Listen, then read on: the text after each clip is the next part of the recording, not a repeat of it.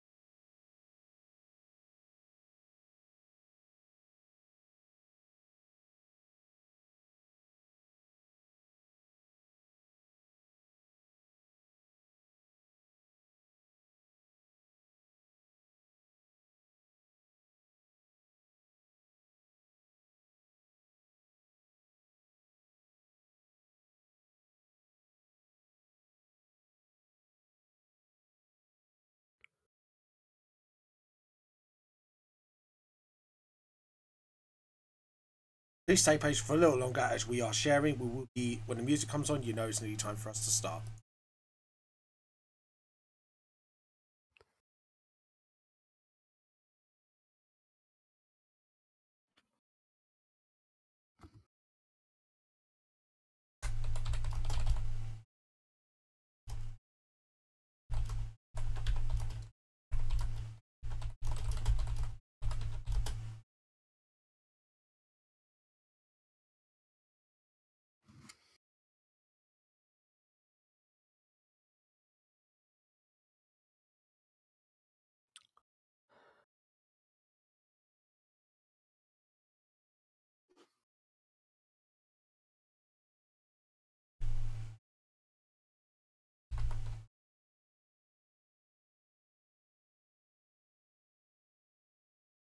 Please share this, guys, as you are waiting. Thank you very much. Share this with your friends and family. We will be starting soon.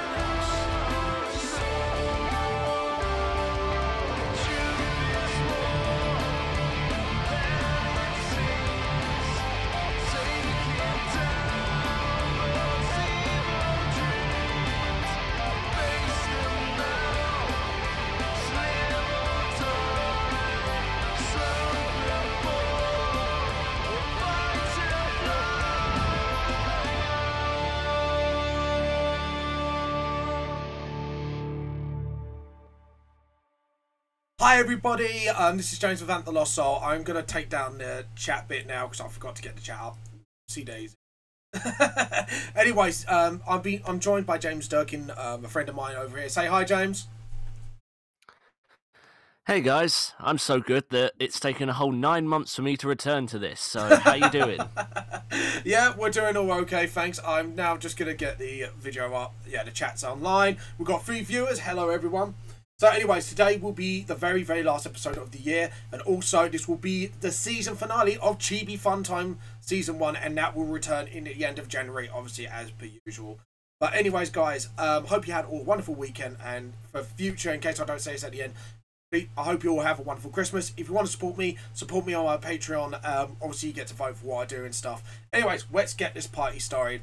Rang Fang is finally going to get his up comments on Runaway Rang Fang Part 2 if all you read my Chibifon Time free online comic.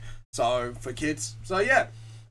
Anyways, let's get started. Anyways, James, what have you been up to this week? Because you've seen the Justice League movie, haven't you, recently? Yeah, saw it earlier in the week with a couple of friends of mine, so yeah, if everyone's all cool with spoilers, I'll be answering his questions about it, and believe you me, I do have a few bugbears of it. Yeah, I saw the trailer and I was like, I am not seeing that film. So I warn you guys, spoilers ahead, because we are just spouting our opinions about that film. I think we're going to be talking about Thor Ragnarok, aren't we, today? So spoilers ahead. If you don't want the spoilers, by you mute us, and then I'll put my thumbs up like this, going, hey, say we're okay to non-spoiler free areas. So thumbs up means, or you could just not be a pussy. I mean, that would help too. And James put it as bluntly as possible. Feel free to share this, guys, with everyone. This is our last live draw of the year. We want this to be as massive a party as possible. Join in the live chat so we can talk to you back. So, anyways. Oh, hi, Manga. No spoilers for 4, please. Okay, so... No worries. We actually liked 4, so we're not going to ruin it for everyone, so don't worry about that, dude. No, 4 was a brilliant film, Manga, etc. Go and see it. It's really bloody funny. That's all I'm going to have to say about it. It's definitely a fresh change of pace for 4, wasn't it, really? Because the other 4 films were a bit too serious for my liking, and I don't think 4's really about that, if you get what I mean. Like, don't get me wrong, he has his serious moments, but it needed to be fresh. Yeah. So no, I like the fact that they're just saying, well, if it's going to be a filler movie, we might as well make it fun. Exactly. Because I ain't going to complain. We know it's going to lead up to the Infinity War, so... Yeah. So... That much we do know, so... Now, I have to admit, I was looking forward to I'm seeing the Black Panther trailer now, and I'm actually really looking forward to that as well. Yeah, I'm trying to avoid trailers, personally. Yeah, it's... Not just of Black Panther, just of anything in general, because... They seem to spoil too much these days. It either spoils too much, or it has... Excuse me. Or it has footage that doesn't appear in the movie and could paint a different image of it, because in quite a few of the Spider-Man Homecoming trailers, you saw, like, images of Tony Stark flying with Spider-Man across New York and all that shit. Half the stuff that was in the trailers weren't in the actual movie. Yeah, that was a bit weird, that one. So, but it was a good movie nevertheless, but yeah, it was a bit weird. Don't get me wrong, I know you want to sell it on stuff. Yeah, but just be honest about it, basically. And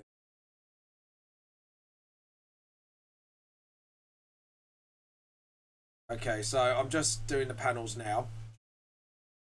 Doing it a bit wonky this week. A lot of action. And you said you caught up with my books recently, didn't you? I've been trying to. It's fine. No, just... Well, I've got a fucking pile of comics right here that I could go into if you really wanted to judge me on it. I've got Ultimo, the manga done by Stan Lee. I've got the newest issue of One Punch Man. I've got, like, a billion fucking Hellboy comics to nap up. I mean, I'm definitely... Hello? You're cutting out. Hello? Hello? Is my headphones going funny? Oh, no, there we go. I'm muting myself. No, that's... What's going on? I think we lost him, guys. I think he got lost. No, you haven't lost me. You haven't lost me. God damn it, Raven. I heard you. It's like you just went quiet. Like No, I went back a bit to try and get my collection. I think it didn't pick me up on the mic. So don't worries. No worries. All right, fair enough. I was trying to say I've got like a fucking mountain of Hellboy comics to get through. I've got all of Dark Knight's Metal to get through as well. I heard that's a good event, actually. Yeah. No, I mainly like that event because it turns out I could trade all my comics and buy like 2 Nintendo Switches before Black Friday with them. Sweet. I went to MCM. A couple of the rarer comics that I've got, supposedly rarer comics, was like they was being sold for like 40 quid, and I bought them from a comic shop for like £3.50, and I'm thinking, fucking result, but also, what the fuck are you thinking? Do you really? Look, I might as well not ask. Do you really think people were stupid enough to do that? Yes, people are stupid enough to buy that. Oh god. Oh dear. Just, it confused me, but also made me happy. If that's how quickly they're going up in price, I'm going to be a fucking millionaire next year. Just sit on the comics here, just be like, yeah, you know, I'm going to wait till it goes. Yeah. And yeah, that scene you're specifically thinking of, manga, etc., yeah, doesn't happen. They never fly together in the city. The only scenes you see them together are on the trailer scene where he's holding the boat together with all those, like, spider webs. Yeah, that happens, but that's as close to a big action scene you see them both together in. Yeah. I get what you're saying. I don't know. But yeah, it was a bit weird that some of the scenes weren't there, so maybe it being a director's cut of the DVD when it comes out. I don't know. It's already out, isn't it? It's out now. I want to get it actually, just to see if I'm right, if they maybe put on some director's cut or something. Because you know what they're like. But I also know the fact that Rachel's stopping you from buying anything new until Christmas, so I'd be careful. I'm in strict orders not to buy anything, so yeah, that's the thing. Yeah, go to the top left corner, Raven. Yeah. Like top left corner. No, left. I like the fact that my name's now Faye. Oh, no! Did you guest star in the comic? If you want to be in the comic, I can put you in. No, I'm just saying, like, when you were saying guest starring, I thought you were talking about the people on the stream, not the people in the panels. No, it's the people in the panels. Oh, fair enough. Because Faye's the guest of Season 1, and then hopefully Season 2 I'll find another indie comic that characters get special guest in. My mistake. My attempts to make you feel bad have fucking crashed and burned then. Yeah, I sat there with the lighter and just threw it all over your dreams of making me feel bad. Dude, do you think that's going to be my only attempt? No. But I could set fire to some more. I feel a bit pottery today. Give it a while. Give it a while. See how many times I can light that fuse. Probably not many, but we'll see. Since Joe kind of well displayed that by now. But yeah, going on to the Justice League, guys, I will warn you, spoilers ahead. I saw the trailer, and I have to admit I wasn't impressed. And what you told me, like I said, I'll spoil the movie if you have a specific question that you want answered, and at least manga, etc. is cool with that. I'm not gonna spoil everything just for the sake of spoiling it. I don't want to ruin everyone's aspect for it. I don't want to give off the impression that it was the worst movie ever. No. But I do have some fair problems with it. Yeah. So it's not like Batman versus Superman bad, basically. No, I've never seen Batman Superman, so I can't really chime in on that. Yeah. I didn't see it because I thought it looked like crap. The only other DC movies I've seen are Wonder Woman and Man of Steel. Yeah. So. And yes, I haven't seen Suicide Squad either, and I do count that as part of the whole universe because Superman is the main reason that Suicide Squad became a thing, at least in the Snyderverse. Pretty much. But yeah, it's an alright movie. I'll give it that. and I'll leave it there. It was exactly what I expected it to be, Yeah. but then again, I was expecting it to be a meh movie to begin with, so I Mm, can't say I'm disappointed, but I can still say it was a bit crap. I mean, yeah. I know there's one aspect to how I know that it was a fairly crap movie. Yeah. If Superman is one of the only good parts to the movie, and this is Henry Cavill's Superman, you know you've got major fucking problems. But Yeah. if I'm siding with Superman more than I'm siding with Batman, there's a problem. Yeah. If you have a villain who breaks his own logic during Yeah. the movie and actively makes you angry when you think about it, either during or after the movie, you've got problems. Yeah. And And the if fact. if you Oh, can make Jason Momoa Aquaman, and by the end of it, I still am indifferent about him. yeah. Fair enough. Which was annoying because the scenes with Aquaman in it were good. I liked Jason Momoa as Aquaman, Yeah. but there's fuck all of him in it. I thought they needed more of it. They needed like at least some backgrounds Yeah. information, like just more Aquaman. Simple as. If you're asking for more Aquaman in any DC movie, you have got a problem. Yep. Pretty much. Okay, just every time I try to think of something that's good about the movie, something else in the back of my head contradicts to say, no, James, that was actually a bit crap. Yeah. Like, I Pretty much. wanted to say that at least Superman in scenes is showing a bit more of a humorous side. He actually has some dialogue that doesn't make me want to drop kick a wall down. But I then remember the CGI on his face during the beginning of the movie and throughout the movie where he's standing still trying to look at anybody. And then I think, you know what? They've just ruined this. I could have gone in saying Henry Cavill can act. But then I realise that half of his face is literally a computer. Yep. The man had to be digitally edited to the point where he was a mildly good actor. That's bad. And, and, That is pretty and, I've, bad. s- and worse yet, they didn't need to get rid of the fucking moustache. You know what they could have done? What? Give him a beard. Superman has had a beard before. Yep. And rocked it. It wouldn't be a fucking surprise to see him with facial hair.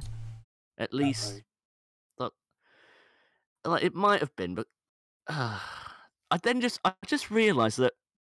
Well, you know, fuck it. It's not a big spoiler. You know that Superman's coming back. You Yeah, know that because Superman is gonna appear in the Justice League movie. You know they're gonna do something to bring him back. yeah, I can definitely confirm when I say this, he was definitely dead. Okay, he wasn't hiding off somewhere on the planet. He wasn't like on the moon or something. He was yeah. definitely dead. They dig him up from his coffin, from the Kent farm, and bring him back to life using Kryptonian technology. Oh, for God's sake. And they could have had other ones. Lazarus Pit, anything. That is a bit. So I've just explained to myself why he doesn't have a moustache, because he wouldn't grow hair whilst he's fucking dead, would he? No, exactly. Shit. Like, they could have just done something better. Just, like, I can understand if it was like a low budget movie with crappy CGI, but this is a movie with $300 million on the production of the movie alone. Yeah. And I am saying this. I shouldn't have to say this about a movie with that much money behind it. Yeah. Yeah, I know. I feel the same way in a way. That's why I No, looked at it. I'm not even angry at the movie anymore. It's more the fact that the movie is further explaining why it's all bullshit. The more I think about Justice League, the more angry I'm getting. Shit. And you said you weren't angry at first, and now look at you. It's like, James, smash puny movie. No. It's not just smash puny movie. It's more the more I think about it, the more I try and like turn my brain on and think, you know what, this is a good movie. Let's have a talk about it and see the good parts of it. 15 minutes later, I'm willing to put this onto a fucking pyre because the points that I'm contradicting myself. Like I said, the good parts that I had about the movie are instantly being ruined by other aspects. Hell, like I said, this I can tell you this, it made me mildly want to see Batman Superman purely on one of my friends' well, this general idea of what Batman should be, because he loved Batman from Batman Superman, but thought he was a bit of a disappointment in this. Yeah. Because apparently he's too. I didn't see it personally, but in comparison to Batman Superman, he's a lot more jokier. He's not Yeah. the. He's not the uber serious, everything is dire type of guy this Yeah. time. Yeah, I know what you're saying. It's that's what I've heard from people as well. Like a lot of people are like, what the fuck? I didn't really see a problem with it. I just thought, well, I didn't see enough of Batman in this to get a good opinion of it. Most of the time, he's either sat down in a giant robot trying to shoot Steppenwolf's aliens, or Yeah. getting his butt kicked by Superman. Mm. Albeit I'll definitely say this, there is one cool part of it. When Superman does come back, there is a scene where he has Batman in a chokehold, just looks at him and says, "Do you bleed?" Yeah. Which is supposed to be a cool. Which I'll be brutally honest, when I saw that in the trailers, I did think, you know what? If they keep this tone up, I might be interested. And then I saw the clips of Jesse Eisenberg as Lex Luthor and thought, yeah, I can skip this in a heartbeat. That's the thing. Like, I like you were talking about more of this than the Justice League film, but yeah, I have to admit, I know it's supposed to be like Lex's son, so it's not actually Lex, but that character pissed me off. I couldn't give a shit if he was the second cousin twice removed. It's still a shit character. From what he was doing, I didn't like his jitteriness. Mm. It was supposed to give off the impression that this man is a master tactician playing everyone against themselves.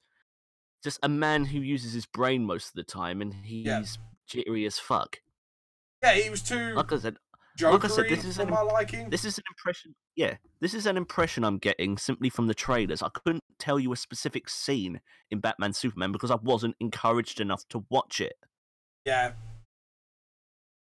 I have to admit, that film made me angry in a lot of ways as well. And I know people go, "Oh yeah, Batman only killed during the dream sequence." It's like, yeah, but if you looked at half the takedowns he did in that movie, I'm sorry, people should have died.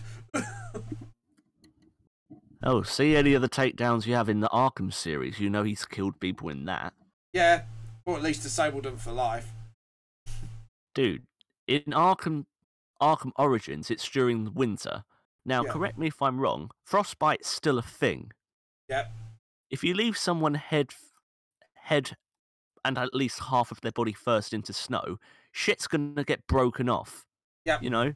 Limbs are gonna be fucking destroyed. Brain damage will happen if you keep your head in ice for too long. Yep.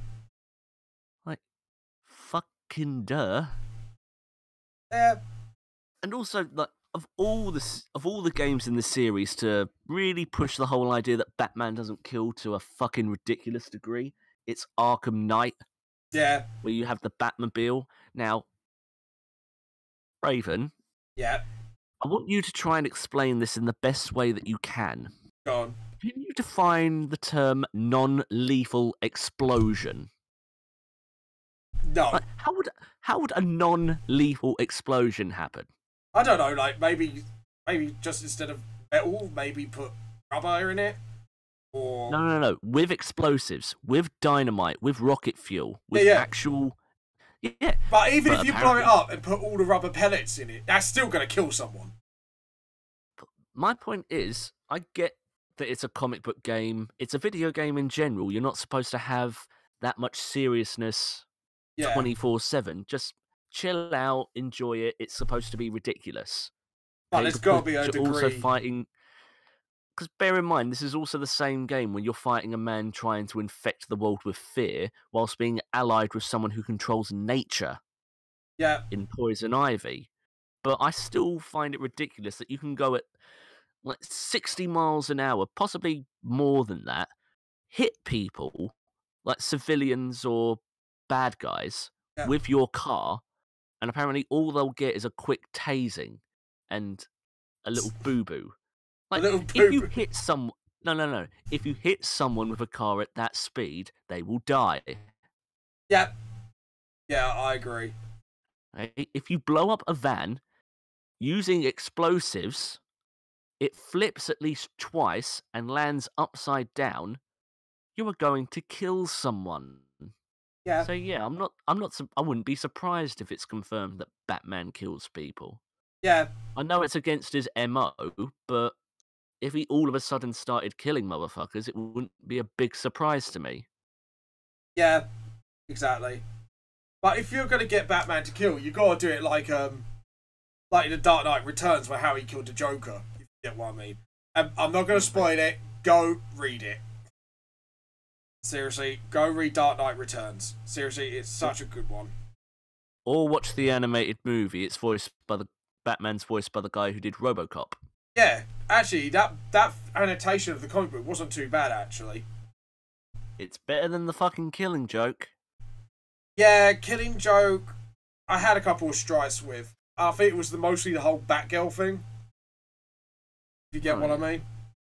Oh yeah, the whole possible dad to the baby that's just been killed. Yeah. All that rigmarole that everyone wanted in a Batman movie. That we never asked for. Just point out. I know. I always like when you make my sarcasm redundant. I'm sorry. It's fine. Either way, just to put it lightly before I completely ruin myself on DC's extended universe, yeah, Justice League. It's an average movie, had good action scenes, completely forgettable villain, but Wonder Woman, Aquaman, and Batman are good in it. Yeah. I'm excited to see what they do with Cyborg and Aquaman. I'm hoping Wonder Woman gets a sequel soon, because she's the only person with a good movie in this universe. And yeah, I hope Batfleck doesn't completely bow out just yet. I hope that they can get onto good terms and make a good movie with him. But yeah, even though I said he was funnier in this, I still couldn't give a shit about Superman, and I wasn't really sold on the Flash too much. I think they should have got the actor from the actual Flash series in that movie. I think that's what put me off as well.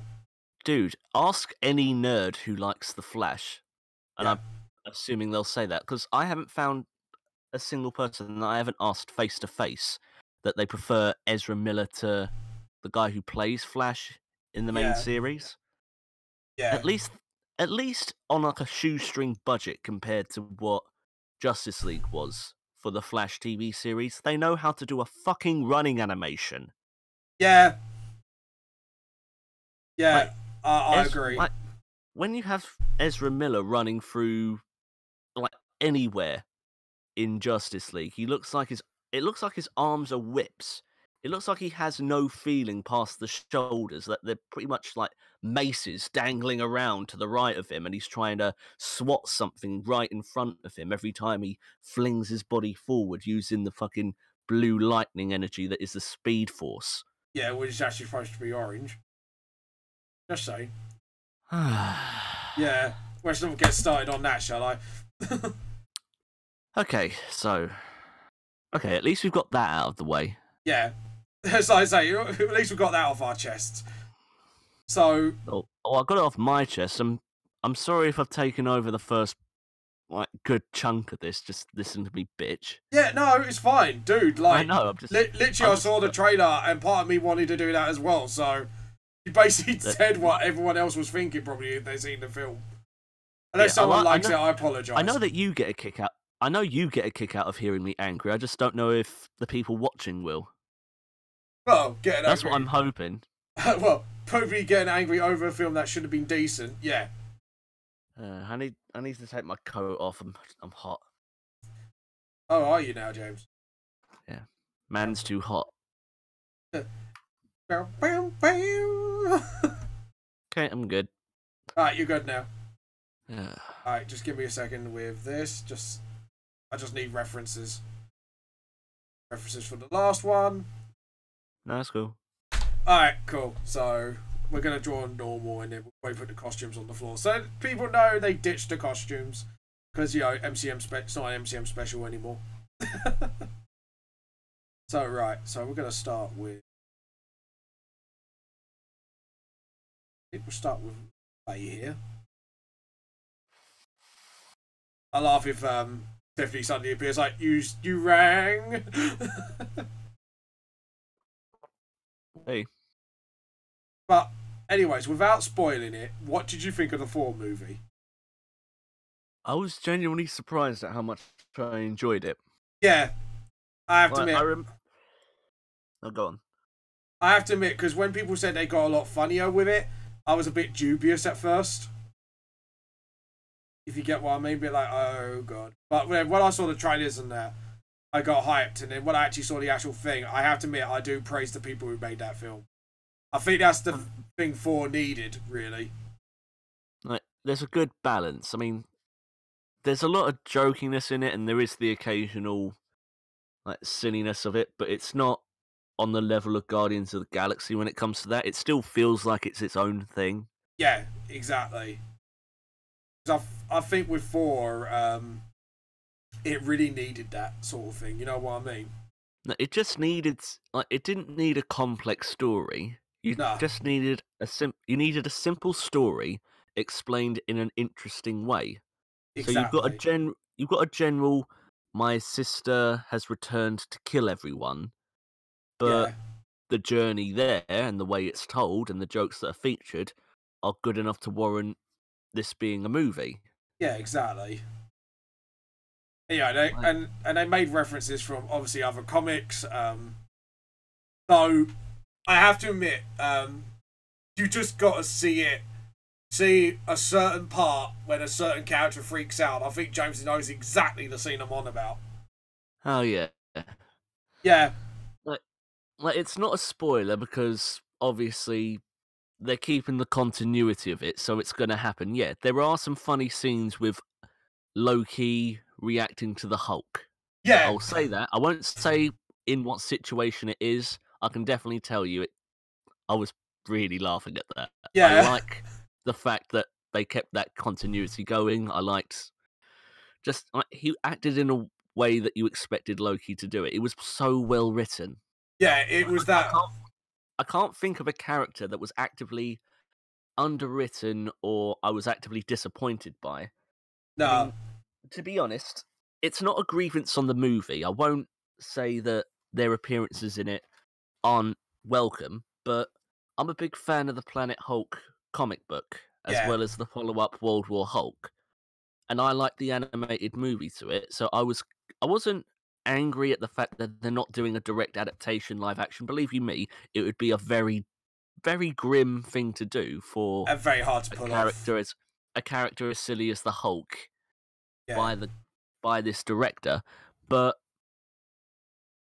yeah, I liked the fact that there were references to it, but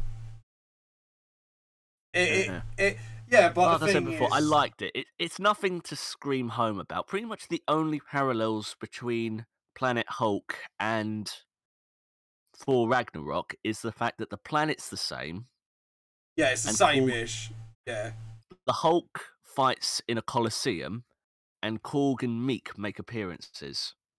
Yeah, but and that is it. Like, the main story has nothing to do with Planet Hulk whatsoever. No, it's just callbacks, really, to it, wasn't it? Anything. Yeah. So, like I said, you've got some themes of it, but believe you me, if you've read Planet Hulk, you'll know that literally none of the main plot is included. There's no... Yeah. There's no severely evil dictator using aliens as a weapon to turn people into zombies. Yeah. Like, there's no... Like, Meek... Yeah. Albeit, I loved his cameo, but like for a character that was so like heartwarming to begin with, and then a dickhead by the end of it, and a character who you genuinely feel sorry for most of it, nothing. He is literally there to turn up, have blades for hands, then go away. No, I have to admit, the other guy did steal the show. Without spoiling anything, he stole the show a bit, I think. I think Cool cracked me up. I have to admit, he was the one that stole the show from me. Even though it was Thor's movie, it was just... How can I describe that spoiler? He was so Canadian, it was funny. But it was just a likable character. Like I said before, I didn't hate their appearances in it. I just really like Planet Hulk to the point where I don't want people to go in thinking that this is going to be Thor. That this is going to be a Thor cross Planet Hulk thing. It ain't. It's a 100% Thor movie, which just uses snippets. Yeah, it just uses snippets of snippets of Planet Hulk. It just basically point towards the comic, because actually I think it's pretty good in the way they did that. Because then people go, real fans go, oh, I know those characters. Oh, I know what bits they're taken out of. And they go, oh, what's this? And you'd be like, dude, just check out the comic. You know what I mean? I'd be like, just get the comic, check it out. Yeah. So it's pretty good promotion in a way for Planet Hulk itself. Because it was a huge event in the Marvel Universe, obviously in the comics. Yeah, it's a huge event, but... And one of the better told Hulk stories as well. Yeah. But Korg, well, he's a serious character in the Planet Hulk comics. He's nowhere near as like, hello, my name's Korg, this is me. Yeah. It's a revolution. Yeah, exactly. Like, most of the time, he ain't got no chill in the comic. Yeah. Like this, he's all the chill, isn't he? Basically. Oh, yeah. All of the chill. Oh, yeah. But, yeah, Korg is great in it, and, yeah, as soon as it's out on Blu-ray, I'm watching it again. I'd definitely buy it. It's definitely a watch-again film. Yeah. So, that, like, spoiler, it is definitely...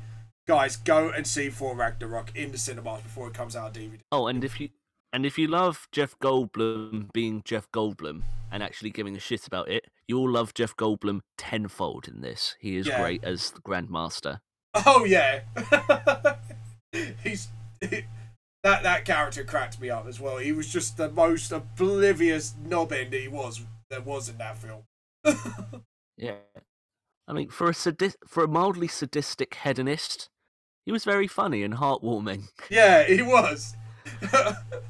I don't like the S word. What do you mean? No, I'd prefer people who are unpaid forced to do things. It's like, what? No, I don't like the name slave. I mean, can we think of something else? What? Unpaid volunteers? Yeah, unpaid volunteers. That's great. We'll do that. Yeah. Exactly. Or what was it? The long worded one was unpaid volunteers that are forced to do his bidding, or something like that. Something like that. Either way, they're funny. It is funny. Yeah, and it was nice to have like not an over serious like secondary villain. It was just you had the one serious one, and you had one that you just looked at him and just shook your head and just like, Jesus Christ, mate. Yeah. And don't get me wrong, I'm not saying that I want every filler movie to have the same tone. Yeah. But if they can keep up that level of quality and just in general desire to do, like I said, a simple story, which a lot of them are going to be, but told in an interesting way, and having people that are actually passionate on doing something that's good and interesting, then I'm happy for this run to continue. Hell, if they can make Ant-Man and the Wasp as enjoyable as this was, I'll be happy as Harry. Yeah, exactly. Like I say, they're not... Obviously, it's gonna have... It might have a different tone and just in general different humour or different action, but like I said, as long as the passion and quality's there, I'm happy. Exactly. It's not a film to sniff at, is it? It's really, like I say, it is really good. And I think the Marvel Universe, the guys who made it have done a really good job so far. I think. Don't get me wrong. I won't go as far to say it's my favourite Marvel movie, but it's definitely in my top 5. Exactly. I think my favourite one so far. This makes for don't get me wrong. I really like Kenneth Branagh as a director, the guy who did the first Thor movie, but Thor Ragnarok completely trashes the first one and absolutely decimates Thor 2. Yeah, exactly. Like without a shadow of a goddamn doubt, this is better than. Yeah, it bred it kind of breathed life into the movie that the movie really badly needed. The 4 movies wise, I think out of all of them, like 4 was their biggest flops, really, weren't they? The 4 films. Like you'll watch it, but they're not brilliant. Get what I mean? Even Marvel knew that these were the. Hello? I think we're losing you. Hello? Hello? I think the internet connection's gone down with him. Yeah, so... Hello? Yeah, got you. You're back. Yeah. As you were saying? But, well, 1, blame my dad because he's using my internet at the moment as well. And 2, I was trying to say... Before this, I was going to say Spider-Man would definitely be my favourite Marvel movie of the year outside of Logan. Yeah. Because don't get me wrong, Logan I would watch a million times more than Spider-Man or Thor. Yeah. But when it comes to MCU movies, I genuinely can't tell because I enjoyed both movies so much. Yeah, so I have to admit, Spider-Man Homecoming was, I have to admit, one of the best movies from Marvel I've seen in a long time. I have to admit, my favourite at the moment as a whole is Doctor Strange, but this year, definitely Spidey's got the fave, basically. Mm. Only because it was actually the first time they've done a really decent Spider-Man adaptation without going one extreme or the other. They've got that balance right now, and I hope they can keep that up.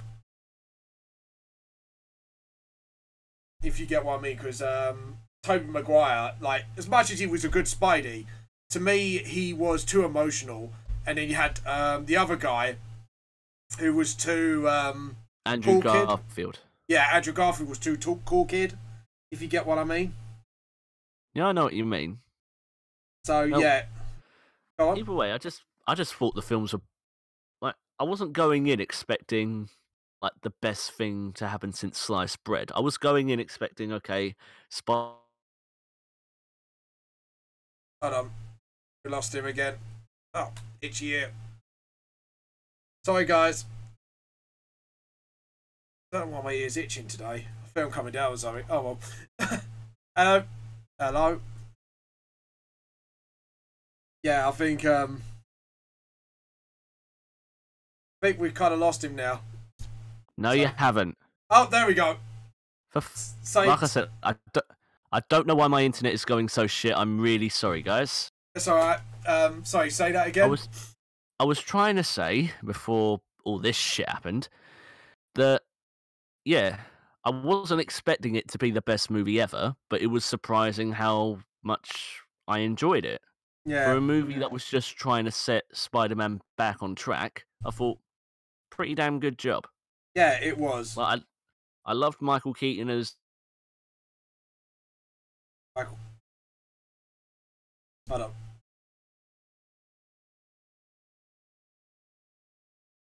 Shadow outlines.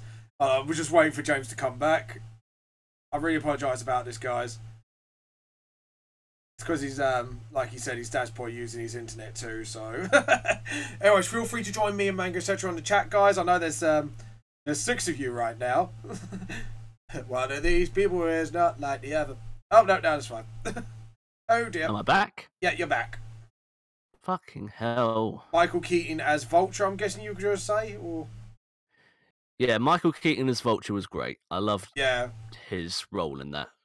But, yeah, it's been a while since I've seen it. I need to definitely see it again so I can do a bit of a comparison with 4.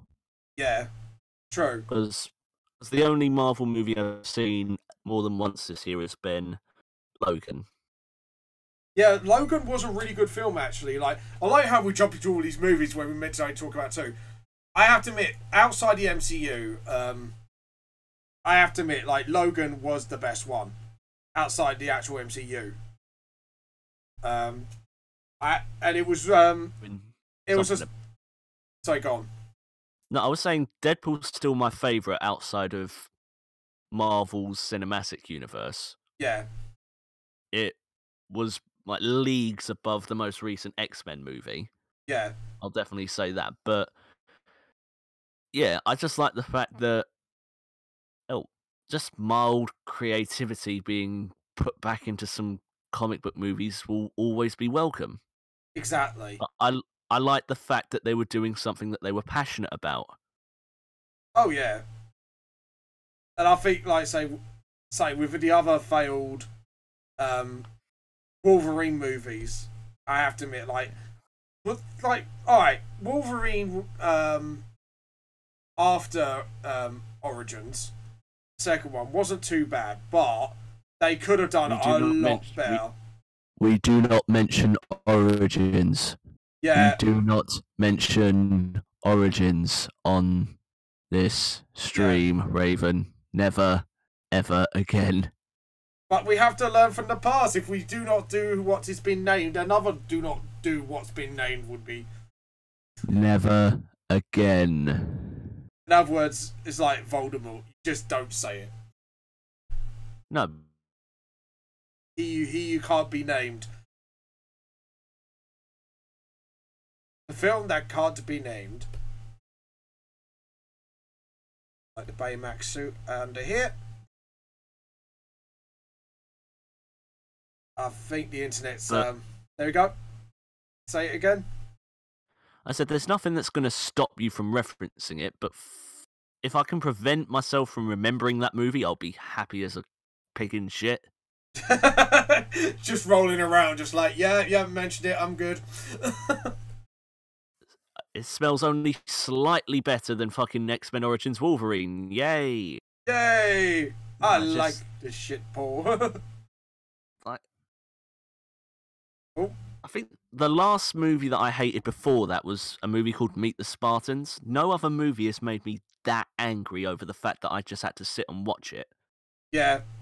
Like, I don't actively pursue bad movies. I don't like putting myself out there for disappointment. But yeah, I was looking forward to X-Men Origins Wolverine, and my soul was crushed under a fucking 10-ton weight. Yeah, it's because they tried to ride the Wolverine hype train a little too far. That's what happened. And then the Baraka thing with Deadpool. Not even the actor who played him was happy with that shit.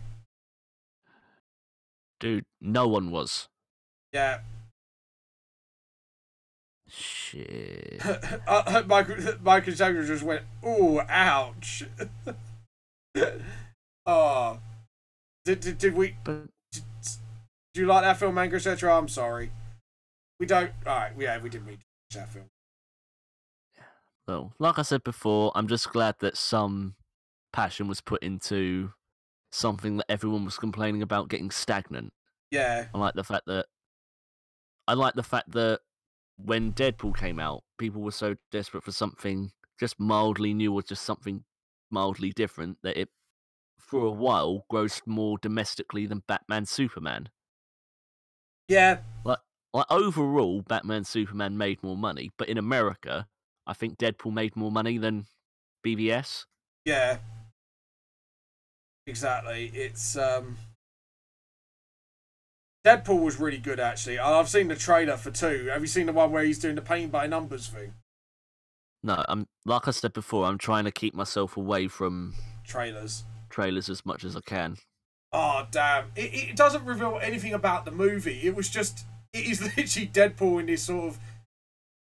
You know that guy who did the painting with, or what's his name? Bob Ross. Yeah. It was basically ripping the shit out of that. Like, I've seen stills from the trailer itself being shared around, but like I said before, I don't want to ruin anything. Wait a second, just saw a new comment.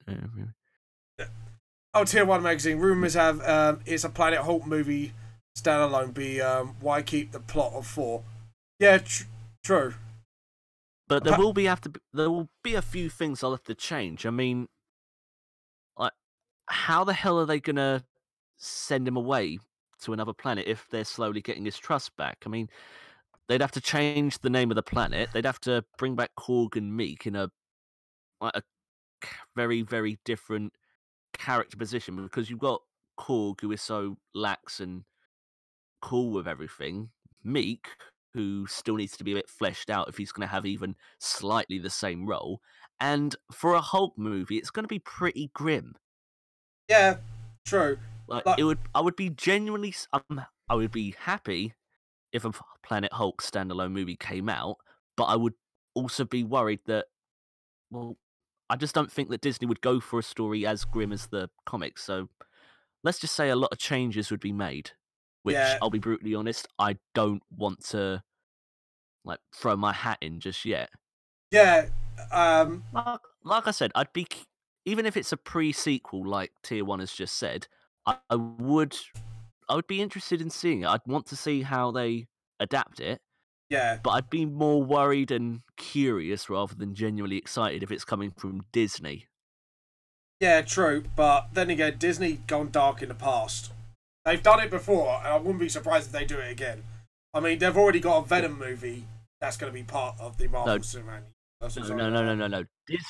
Disney don't have a Venom movie. Sony have a Venom movie. Oh shit! That Venom movie is pure Sony, no Disney. Oh, I thought they had an agreement that was going to be part of the MCU or something. No, they said Spider-Man's going to be involved in the MCU, but Sony are still trying to do their own projects with the Spider-Man license. Yeah. Because bear in mind, they didn't buy it; they just agreed to like sharing the property. Yeah, true. Okay. Which is a shame, really, because like Sony is the spoiled brat that got a PS1 at launch. Yeah. And Marvel are the rich friends who have parents that don't spoil him and are like, okay, I'll hang out with this dickhead for a while if it means I get to play Final Fantasy VII. Yeah, exactly. And now that everyone likes the fact that, oh, this guy's playing this, let's go join him, and everyone's sorted joined in on the party, Sony is like, well, I'm the most important thing here. I'm going to take my PS1 and do my own thing. I'm going to make my own friends. I don't need you, motherfuckers. Yeah, exactly. Yeah. Like, I'm curious to see how it goes, but I ain't holding out much high hope. Let's put it lightly. Yeah. Fair enough. Plus the fact that I don't know a fucking thing about Venom outside of his appearances with Spider-Man. I have no frame of reference with his standalone comics. Yeah, true. It's Venom has been part of Spider-Man quite intricately, so even in his standalone light, Spidey's been involved in a way. Like I said, I remember seeing the animated series with Venom in it. I remember seeing his appearances in Spider-Man comics purely, but they have said that it's not going to feature Spider-Man in this Venom spin-off. Like, they're not featuring Spider-Man in one of the biggest Spider-Man villain standalone movies. So, you know they're going to base it more on, like, stories where he's non-sequential. They're going to do adaptations of his standalone comics. And I don't know a fucking thing about them, so I can't really say if I'm excited. Outside of, Tom Hardy's a good actor. Hopefully he does well. Yeah. But then again, everyone said the same thing about Suicide Squad, and let's see how that shit pile turned out. Yeah, it's a shame, really, because, like, with Suicide Squad, like, I did like the plot overall, but there was a couple of actors that did good jobs of the characters. Like, I was really surprised at Will Smith. To me, he did a good Deadshot. Only because they caught his personal life more as well. Like, a lot of people would have just gone for a cold assassin. It's like, no, there is a lot more to Deadshot. Basically. No, I get that. Oh, and Tier 1, yes, Tom Hardy is an awesome actor to play Venom. I am excited about that, but that is literally the only draw I have to that movie. If it weren't for Tom Hardy, I probably wouldn't be interested in seeing it. But apparently they're gonna do Venom like a horror movie, something like that. What, the same way they're doing the New Mutants? Yeah. Something like that. Yeah. That's what I've heard. Don't quote me on it, but that's the rumor I heard. Look, I won't be rushing out to see New Mutants or Dark Phoenix after Apocalypse. Yeah, isn't New Mutants Disney one? No. What, Fox. Oh god, Fox. It's part of the X-Men universe. Okay, I'm not looking forward to that. Fox have done really, really bad job so far. From what I've seen. like, I wouldn't blame Fox with this because, hell, you know what? Partly Fox is to blame, but I think Bryan Singer and just a lot of the actors in the last movies just not giving a shit Yeah, really brought the movie down. You can tell Jennifer Lawrence doesn't want to keep this shit up anymore. yeah, exactly. Everyone's getting fed up with the X-Men movies, but that's only because, like I said, it's No, give me a sec. I want to look up the cast for New Mutants because I'm curious to see if the girl from Logan's in it, because Tier 1 just mentioned New Mutants' girl from Logan. yeah. Yeah. So this could I be. know she's in the comics, but I don't know if they're bringing her into this movie just yet. Yeah. Give me a sec. Another file.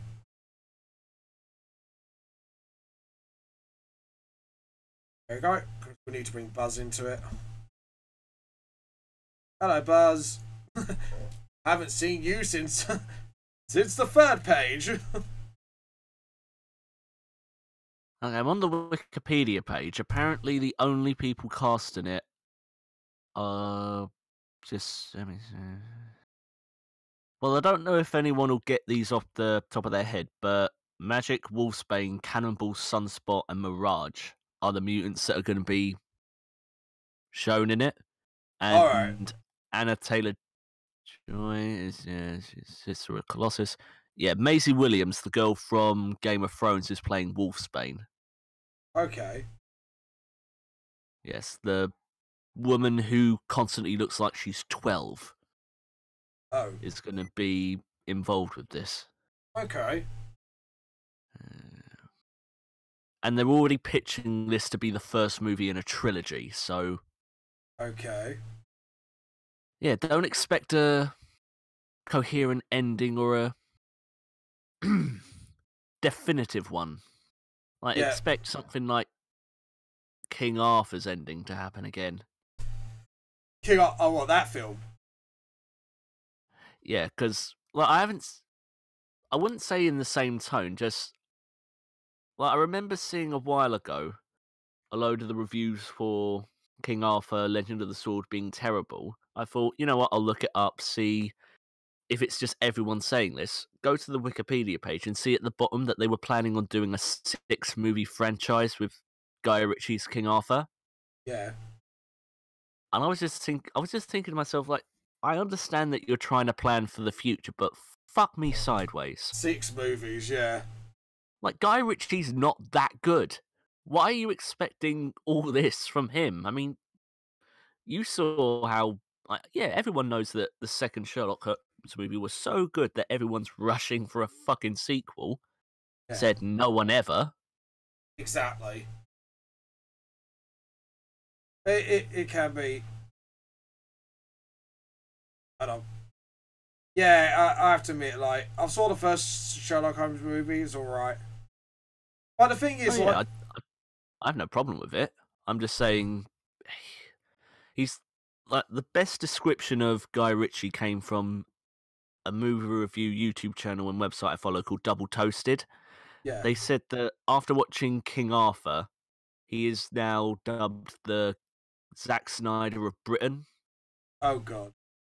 Yeah, apparently, like, for a man that's just following his own tropes and not really changing up anything to his general filmmaking procedure and plot points that he brings up, yeah, he's essentially Zack Snyder, but Cockney. Cockney, yeah. Thing is, like, I've saw the King Arthur film. Like, it's not one of the most worst movies I've ever seen, to be honest with you. But no, all the trailers put me off, and all the reviews did. So I wasn't gonna make that much of an effort to see it. It's a film that's not really supposed to be taken seriously. That's what I gathered from the guy who did the film.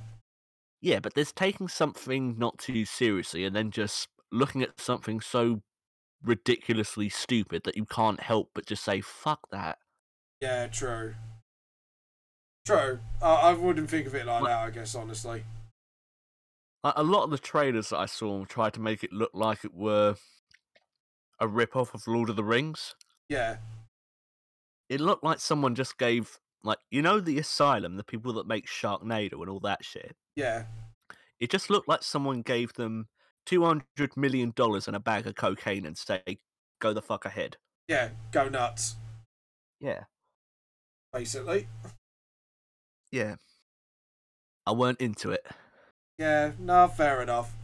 I guess that's each their own, because for me, like, I watched it as, I didn't expect it to be brilliant. And then, You also expect it to be watchable, though. yeah, true. But to me, it wasn't, it's so bad it's unwatchable bad. For me, it was just, it was a non-serious movie, and I had a few giggles, but not that memorable. So probably, like Ted would say about movies he see, it is literally it's a watch once, and that's it. Yeah. That's literally just go through for the experience, and that's it. And it's not rewatchable. It's not mind blowing. It's not mind blowingly terrible. It's just. It's just there. It's just there. It exists. It's not the worst thing to come out of cinema, so. It's essentially what I thought of Justice League. Yeah. Essentially, it's a meh. Like, it exists. It isn't offensively bad, but I ain't seeing this again unless someone asks me to go to the cinema for like £5, or if they have the Blu-ray and there's literally nothing else on telly. Yeah, pretty much. It's one of those films. You got nothing else to watch, go watch it, but that's about, like, literally as far as my recommendation goes with that film. Yeah, as far as I know, Thor Ragnarok's still in cinemas, so watch that instead. Yeah, go watch that instead. It's you got better movies out there. That's what I'm saying. Yep. Oh.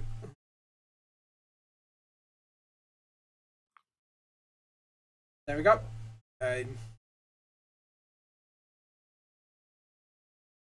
Just drawing up the blue lines now just to get it started.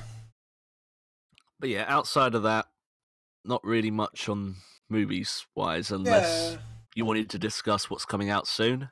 Yeah, true. Like, movies this year has been a bit slow for me. Personally. How so? I don't know, it's just, there wasn't really that much to watch. No, I just think well, I've just been disillusioned with being excited for something seriously beforehand. Yeah. I always try to temper interest before I get into it so much after. Yeah. I think X-Men Apocalypse did that to me.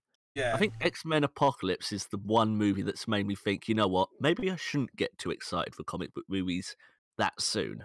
Yeah, exactly. But like I say, the only thing I get excited for now is Marvel movies, because like I say, they've done such a good job on it so far. They've yet given me reason to let me down. Get what I mean? Like, some are not, like, perfect. Like, some of them have their problems, but it's not bad, if you get what I mean. I know what you mean. Yeah, so let's just, fuck it. Let's have a little pop quiz. I mean, if you're that out of movies, try and guess any of the top 10 worldwide grossing movies at the moment. Right, Thor Ragnarok will probably be one of them. It's currently 9th. 9th? Really? Yeah.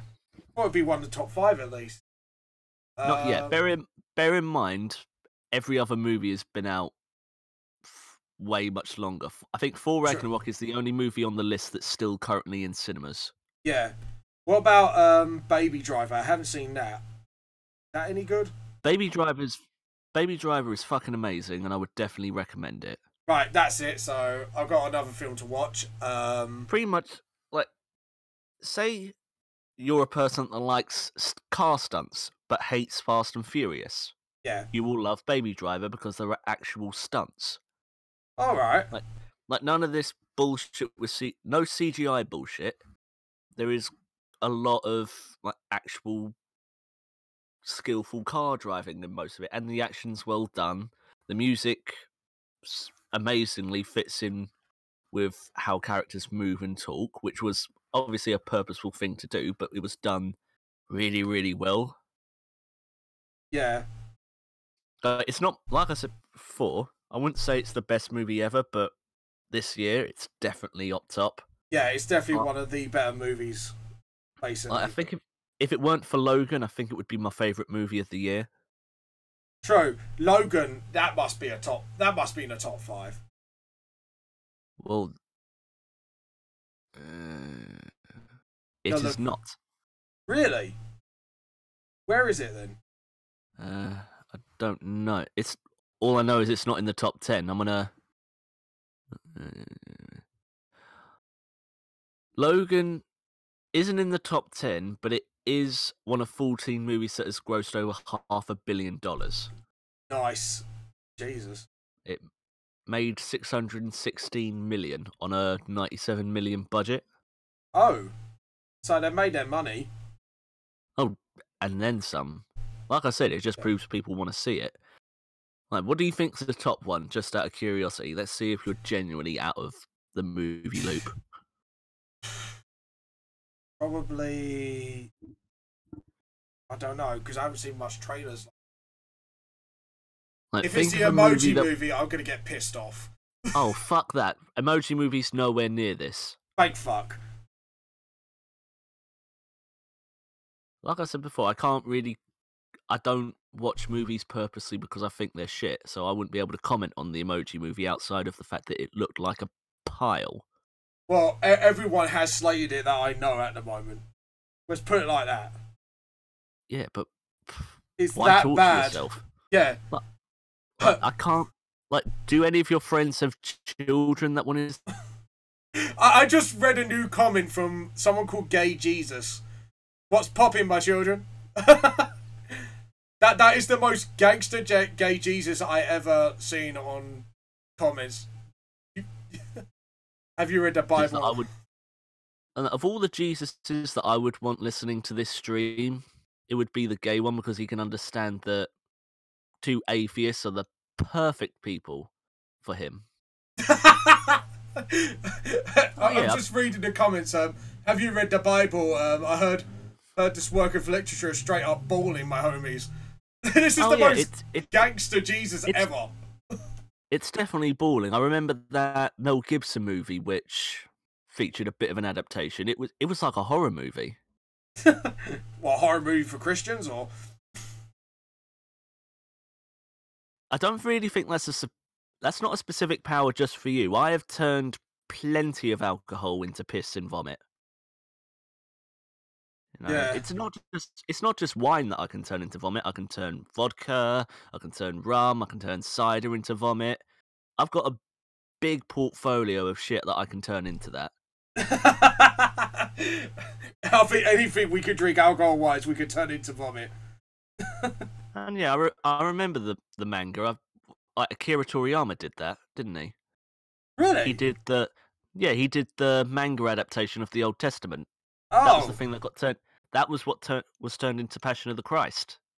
Oh right, I didn't even know that. Jesus. I mean, according to Gay Jesus, that is. I like it. Tier 1 when I could turn tequila to fire.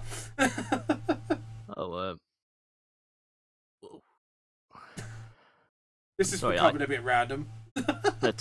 Tequila is one of the things that I can't drink. Okay, so anyways, your Lord and Saviour is planning an orgy in heaven. So far, Satan and God are down for it. Would you like to join? I don't think Raven would be up. I shall let thy sucketh my cockers. I don't think I'd be up for it, but Raven, the major atheist on the other side of this, might be interested. Only on a Wednesday, darling. But like you know his details. You can just chuck a few pounds his way. He'll definitely be there. It's a party, yo. Like I said, I'll probably be at work, but I'm sure he'd be cool with that. I like how you're selling me, James. You're selling me, man. Oh, don't worry. They have crack, so. All right, cool. We're down for it then. You down for it, Jesus? I mean, of all the people that you enjoy talking about, it's God. I know that. You mean how I'm gonna rule hell and be the new Satan and be the campest one there is? Dude, don't tell gay Jesus that. You need to keep that on the down low. Hey, Jesus is cool. He's invited to my parties. I'm gonna make parties in hell. You know. To be honest, I'd be surprised what isn't. Like, is there anything that's illegal in heaven? I mean, it kind of kills the idea that there would be laws in heaven. Surely it'd be paradise. True. I know, this has gotten into, I like it. Crack is legal in heaven. This has become the most randomness stream ever, I think, in my books. Just slightly. Yeah, it just turned to like, I mean, are you on a common term with gay Jesus? I mean, you've never really brought it up at the pub. I mean, well, this is a surprise for me. He's helping me, like, you know, churn out my plans of ruling, you know, hell, and I've already said Getting you crack. Hey! I need to give my workers something for their work. Fair enough. Oh no, I'm not. Well, I ain't getting paid for this, so you got to pay me somehow. Hey! You don't have a torture job. I know. Whatever. Yeah. It's all jokes. Like, to be honest, I just wanted a bit of the crack. That's all. Yeah. Come on, buddy. Let's bust some nuts. See, he's in with it. Oh god. Yeah, this is completely random. Yeah, just slightly. Yeah,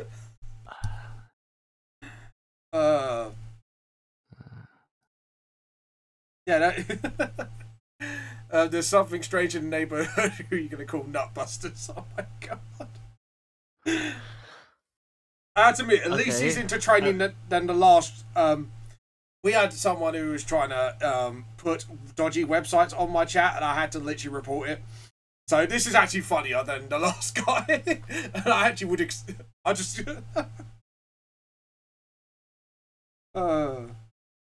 gotta love the randomness. Oh, I'm not complaining. I'm trying to go with it. Yeah, exactly. We're going with the flow, man. Nutbusters. What did it have uniforms, gay Jesus?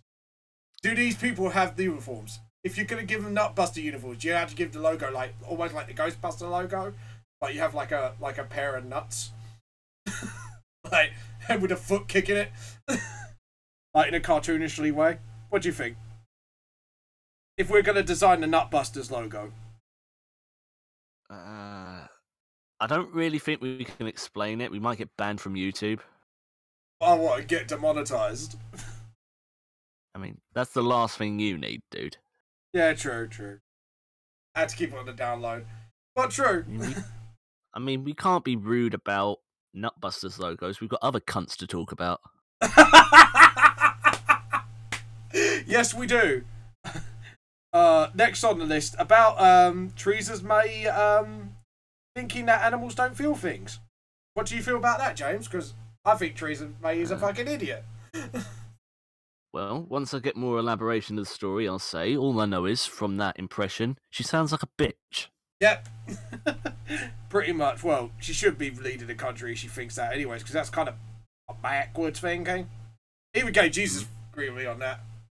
I drink to that. Oh, no, wait. So, apparently, gay Jesus is also required to tell you he's over 2,000 years old, so some might consider this paedophilia. Dude. Me and James are consenting adults. We'll be fine. No. You're the consenting one, and I consented you. Okay? Oh, yeah, you're setting me off. I forgot about that. Yeah, like I said, you need to make the money. I'm good for the moment. Okay. I mean, I'm cool for the drinking and the crack, but... but the orgy, that's just plain nasty, as Cleveland would say. I mean... Nasty. I don't want to curse anyone by having people look at me naked. Thank you for that vision in everyone's heads. That's forever planted in everyone's brain. I mean, I want people to have a good time, but I don't want them longing for me for the rest of my life. I mean, you've seen me, and you know that I've been tempted once or twice. I mean, so come on. Yeah, it was. He's got a sweet ass. A sweet ass, darling. Yeah, so for everyone's health, I'll stay out of it. You don't want to come to the orgy. You're gonna go hell. That's where I'm gonna be. Okay. That's where I'm gonna be, sillies. You know you're gonna do me a solid by sending him to me. You know that. Then I can actually. If you don't come to the orgy, you're gonna go to hell. Which I'm gonna be ruling one day. We already had this conversation with Tiff. I'm gonna end up ruling it. You're doing me a solid, Jesus, if you do that. Go on, send him. Send him. Do it. I'm here. I mean, fight me. Then I can sell you off like you sold me off in life. Just remember this. I will remember all this. And when I rule hell and gay Jesus sends you to me, you're gonna be a bad bitch. I might even sell you to gay Jesus just out of spite. Well, it's your decision. You'll be in charge of hell. I mean, can't really say anything else. Yeah, exactly. Got to make sure everyone gets tortured equally. Oh, I don't mind being an administrator if you need technical support. Yeah, we're probably gonna need it. You know, that lava jacuzzi doesn't run itself, darling. Someone needs to manage the website. Yep, and our brochures. Someone needs to check the website and do the torture schedules. You might have to be a secretary in general, darling. That's fine. I like making secretaries go quiet. I'll make sure I have the website under Butlin's Minehead, just so people know that they're going to hell.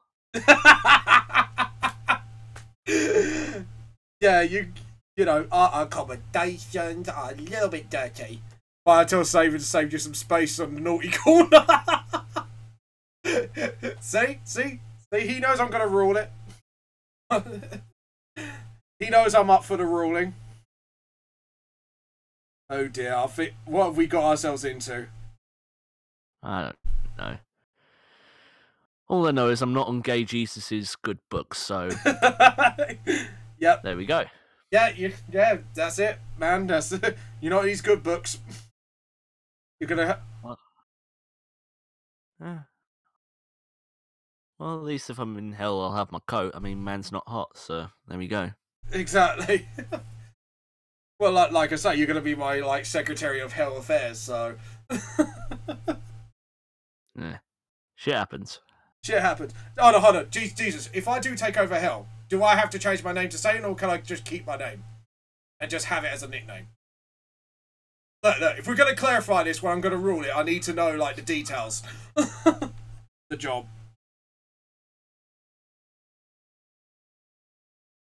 Hold on. I'm waiting for Jesus' reply.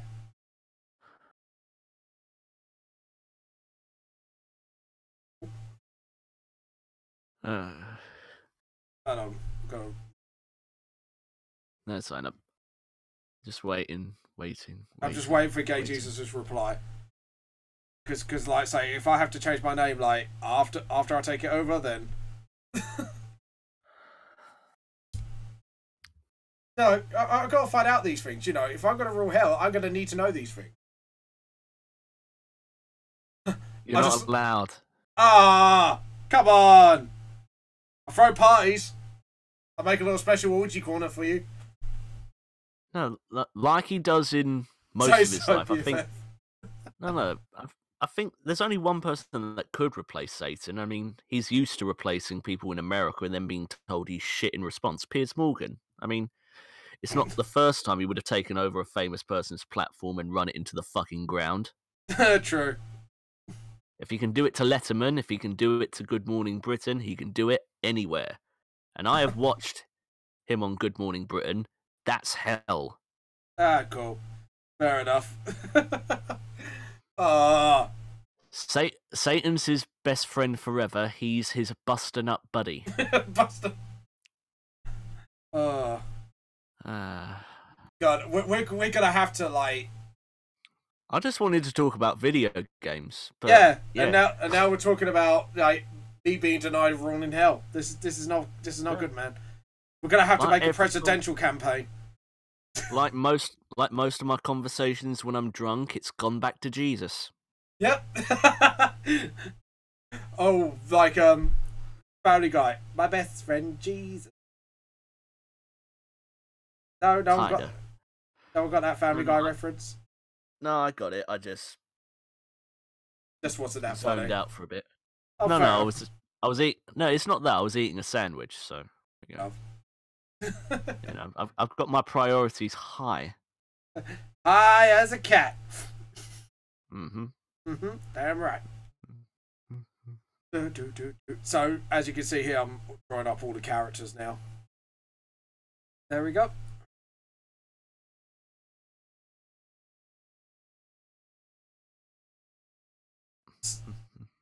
Well, drawing up Tiff's and my characters. So. Oh yeah. Did she special guesting?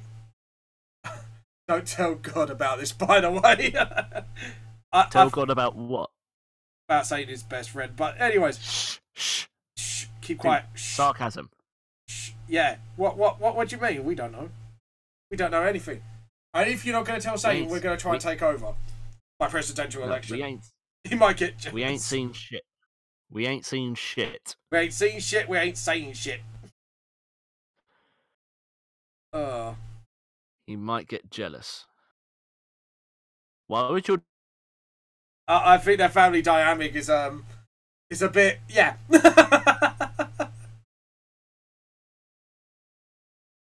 I've got a feeling their family dynamic is a bit yeah, a little bit on the ancestral side, I say.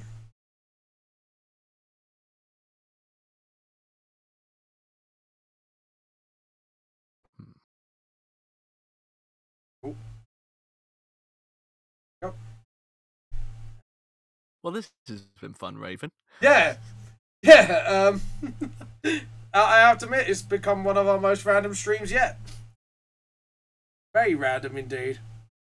Could have been worse. I could have been talking about a video game character to kill and mass produce again. True. I mean, now that Final Fantasy 15 has come out, we know that Chocobo goes great with cup noodle. Hell yeah! Oh yeah, I'm running my own Chocobo themed restaurant. You better not say anything or I might have to get Hiro Summer on your ass. Oh god. Hiroshima. Oh god. What? Turn this stream into Grave of the Fireflies, for fuck's sake. Probably. Like I said before, I ain't saying shit, so don't worry. Yeah, I ain't saying shit either. Oh god, like I said, if I had this chat up right now, I definitely would have got demonetized. Mm-hmm. That much is for certain. Anyways.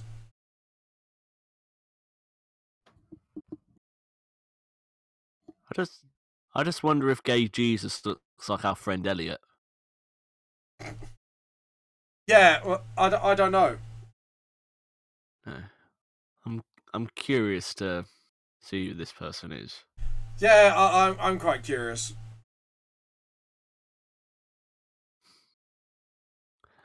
But yeah, like I was saying, can't really think of anything else I'd mass produce. I mean, I just want to try and get this back on track because we were talking about movies beforehand, and then yeah, that happened with us and gay Jesus. Yeah. I mean, is everyone else okay with this? I mean, I don't want to make anyone else feel like they're being left out. I mean, yeah, it was cool talking to gay Jesus, but Manga etc. was here from the beginning of the stream. I don't want him to leave just yet. Yeah, you know, others gotta have their turn. I mean, is everyone else cool with religion in this stream, or we're gonna get some triggers? Is like atheist Buddha gonna come around next and fuck our shit? It's like, what you saying about us? Is kosher Hebrew gonna come around and bust our skulls? Bust our nuts, yeah. Is feminist Muslim gonna come around and tell us we're microaggressing? Microaggressing? I mean, what else are we gonna get? I don't know. But now you said that, we might get the other things now. So. Or liberal Puritan, we might get that motherfucker come round. Yeah. No, we're not drawing that, and I'm not showing that comment. Yeah, I am not showing that. Tier 1 says tequila up, so I think that's good. That's I think it's good. It's just like I just saw that comment from Gay Jesus. Is like, yeah, that's too far. We'll keep that on the down low. And no, I won't. Comment? Yeah, I'm not showing it. It's you know, like when it's like the automatic thing is showing what they said, and it's blocking it. At the moment, it's blocked, and I'm not unblocking it. Fair enough. As long as I was drawing something adult involving how can I say, anthropomorphized animals and midgets of something of an adult nature. I think you kind of get where I'm strolling at. Yeah, that's why I said no. No, we're not putting that comment on there. That comment is too way over. Like, I know we said some stuff, but that's like, nope. God blocked all the best websites. So this is my only option. So yeah, no, I'm not drawing that. No. Fair enough. Yeah, Jane's got what I meant. At the moment, we're drawing Chibifon time, and that's where it's going to be. You'll have a good one. You'll have a good one from... I'm going to get ready. Yeah. Bar shift. Okay, right. Tier 1, you are now going to... Your job is to go all the way from Texas, get us a drink, and bring it to us. Don't know why. Just do it, man. Just do it. It's cool. No, his drink requests are a bit weird, so. No, because I guess your profile pic will have to do the. Oh, god damn it! What? I guess you. Oh god, dude.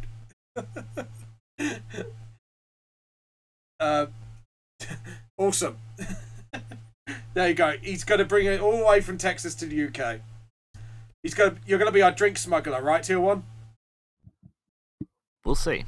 Bear in mind, you have very weird requests when it comes to drinks, so. I want a Captain Morgan spiced, doubled, and half apple, and then halfway apple juice and the rest in cranberry. Well, no, it's quarter apple juice and the rest in cranberry. I nearly forgot my own drink combination. That's really bad. That is really, really, really bad. Oopsie. No, Tier 1. Yeah. So, awesome. So, Tier 1, you are bringing us drinks. We'll see what Tier 1 says to that.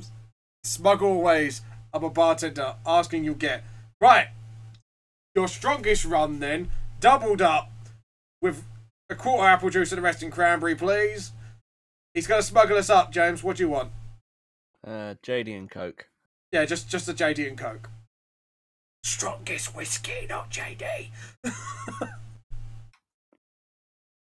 Want to get him trucked up? There we go. And then we got a little round thing here, just like against the wall. Oh, don't want to be found. Don't want to be found.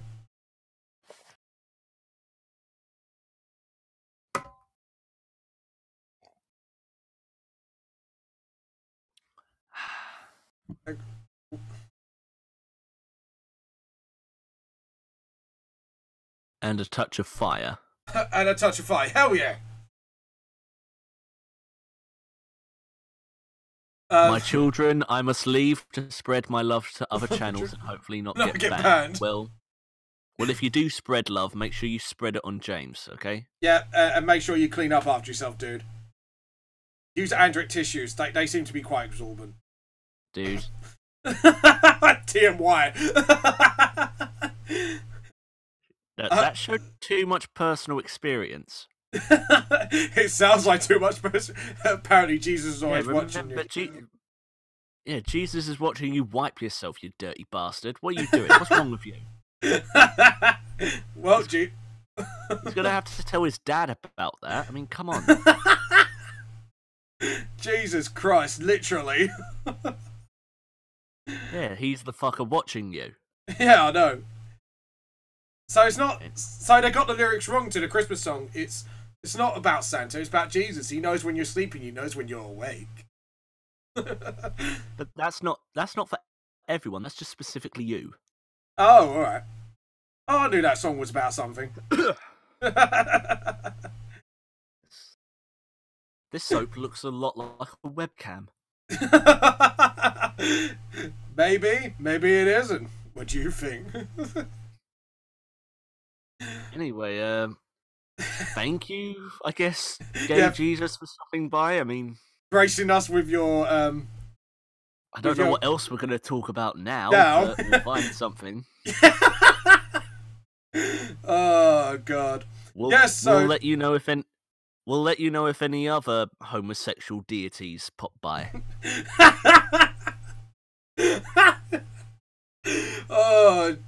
Oh, gee. Well, that's Gay Jesus gone. Oh yeah, it's now down to 4 people. I think I might have ruined this for you, dude. No, it's fine. It's fine. I don't think you ruined anything. It was just I think everyone joined in for that most random part of the show, which, to be honest, it was the most random thing ever happened on my channel. If it turns out that's any of my friends pretending to be Gay Jesus, I'm going to be so pissed. I'm going to be fine. To be honest, I'll find it funny. Fair enough. Like I say, yeah, alright, admittedly, he did say some over-the-top stuff, but it wasn't as bad as someone else, and I had to literally report that guy. Oh, no. So, you know, at least it's in good humour, and it wasn't as bad as the other guy. So, yeah. MANGA etc. will definitely vouch on that one. Do you vouch for MANGA etc. for that one? No, I'm just happy to know that you're okay with this type of content whilst doing a kids-based comic book. Yeah, true. But when I'm on a live draw, like, we say most conversations go, because obviously, you know, mostly it's actually like, I think it's like over like 17s are the bigger demographic on the live draws. Oh yeah, I just remember how it went the last time I was here. Oh yeah. So you know what I mean. PG-13 goes right out the window. Yeah. And this time, yeah, PG, that's probably hitting like almost an 18 rating. Not quite. Just slightly. I think Gay Jesus has put it to adult only, though. To be brutally honest. Yeah. Pretty much. I think Gay Jesus kind of accomplished that on his own. I'm sorry about that, peeps. For that most random part of the day. And if you do need to blame anyone, you can blame me. Yeah, probably it's his fault. It's James's fault. Which James? You. Just checking. Oh no, just doing the tail now.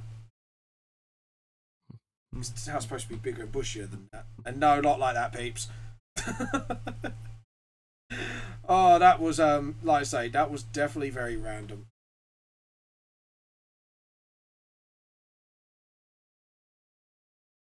Oh shit, I forgot to do a new layer on this. I'm drawing over the blue one.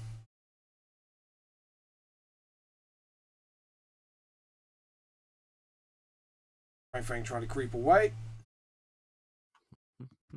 Yep. Yeah,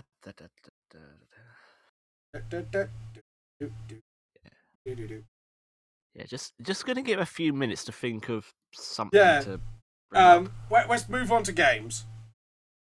Yeah. Before like our brains just die out. So, games of the year, in your opinion. Now, I'm not allowed to buy any new games, so we're gonna have to go by what I haven't touched since October.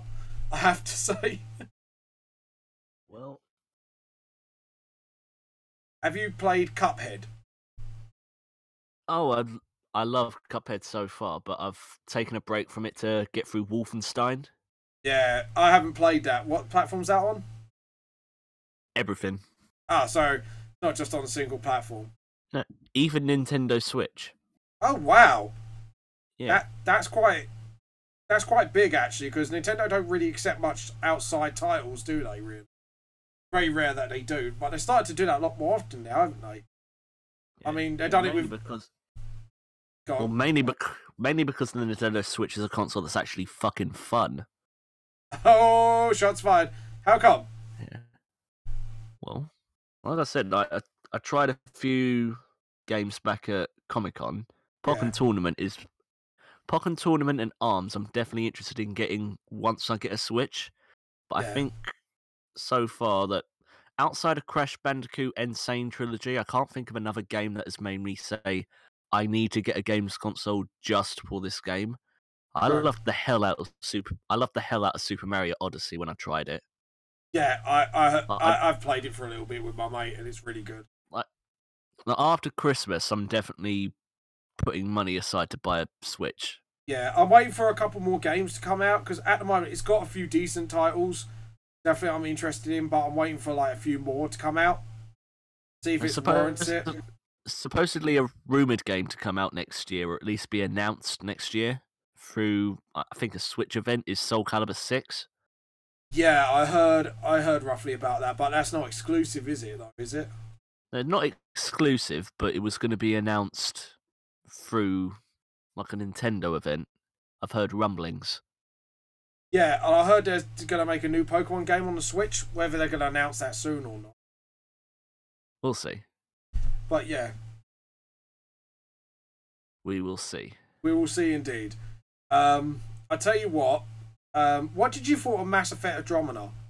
Because a lot of people kind of bashed on it. I ain't played it.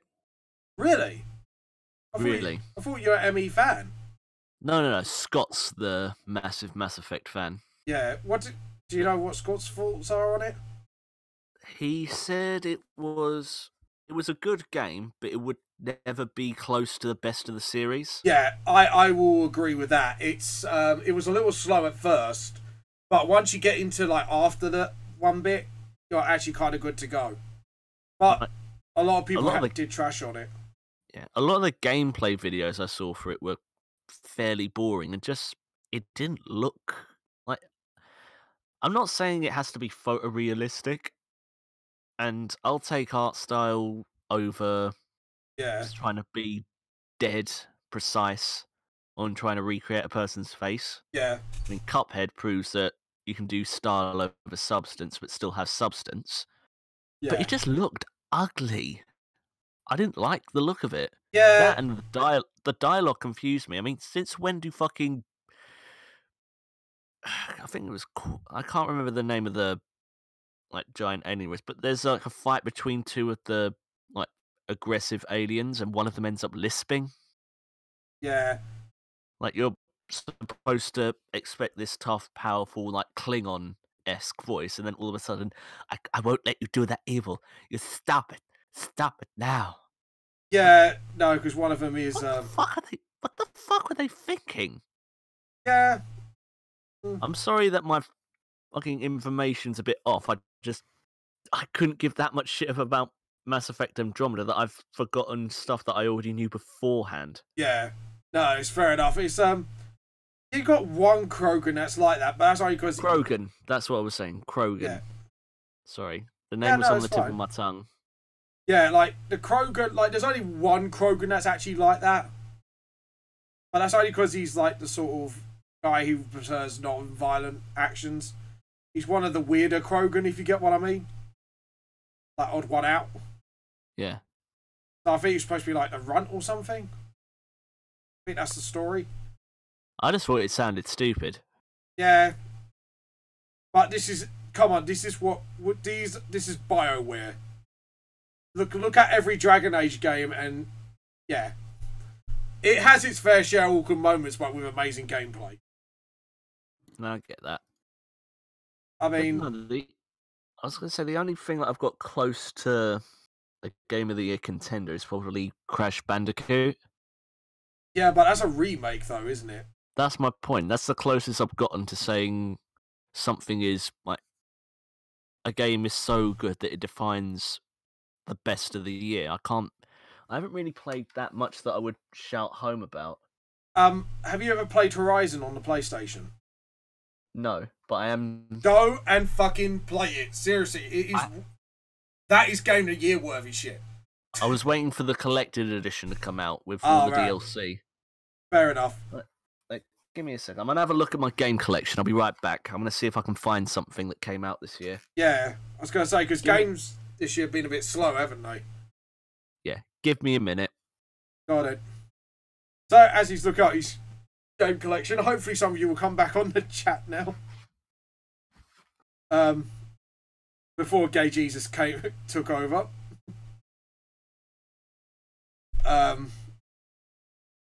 Yeah. So.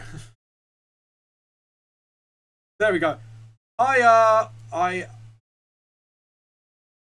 can't even. How do you pronounce that? I actually hello. How are you, anyways? Do I mention like the? See, I'm dyslexic, and even I can't read that. Yeah, I'm dyslexic, people. Yeah, can you read that name? Do you pronounce it like with the letters, or do you pronounce it like? I'm trying to like work out how to pronounce it. Isma. Or just IVSMA. Yeah, I was trying to think, just use the letters that is probably... What's that stand for, by the way? I actually want to know. Well, either way, hi. Hi. I'm James. Yeah, this is my co-host for today. And we're talking about games at the moment. So, yeah. Any Game of the Year contenders, original game-wise? Well, Cuphead is definitely up there because it's Cuphead. I mean, I don't have to explain it to you, but it's I a love game the art style. Yeah, I love the art style, love the music, love the gameplay in it. It's tough but fair. I haven't played a good side-scrolling platformer that made me feel like this is... Like, the last time I thought a game like that was amazing and I couldn't stop playing was Shovel Knight, so I'll put it up there highly. Definitely. I liked Injustice 2. Yeah. I enjoyed it, but not Game of the Year. As soon as I was finished with the story, I couldn't find anyone else that wanted to play me at it, so I haven't really had the chance to dive deep into it. So I'll definitely recommend it, especially when the collected edition comes out, because I want to play as the fucking Ninja Turtles and Hellboy. Oh. But yeah, I haven't played enough of it to say that it's like definitive of all fighters in the year. What about Destiny 2? What is your actual thoughts on that? Well, I haven't bought it because it looked pretty much a carbon copy of the last one, and once it came out, I was gonna, to be honest, I was gonna base on reviews and just general friend recommendations if it was worth a buy. Yeah. And most of the people I know who've played it said that it's simply the original Destiny, but with a few tweaks. Yeah, it's basically. I think the complaint from people was, it was the Destiny that it was the one that it was promised in the first place, in the first one. If you get what I mean. James, have I lost you again? Hello. A second. Oh yeah. Give me a sec. Got me? Yeah. Gay Jesus got my name first up. So, Darren. Oh, it's Darren from Tier 1. There we go.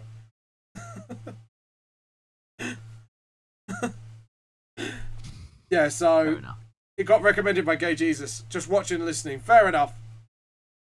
Well, I'm glad that you're... Well, I hope that you're enjoying it so far, listening to us talk shit. If you want to see any previous altercations with Gay Jesus, just take a look at the chat. And as always, Raven will probably put this onto his channel, so if you want to hear our altercations with Gay Jesus, go straight ahead. Me and Gay Jesus.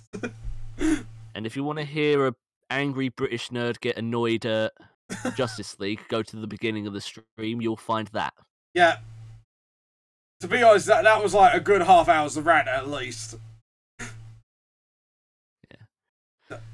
Nothing to be ashamed of. It was from what I heard, a lot of people aren't happy with that movie, so it was Yeah, go on. It was a justifiable rant.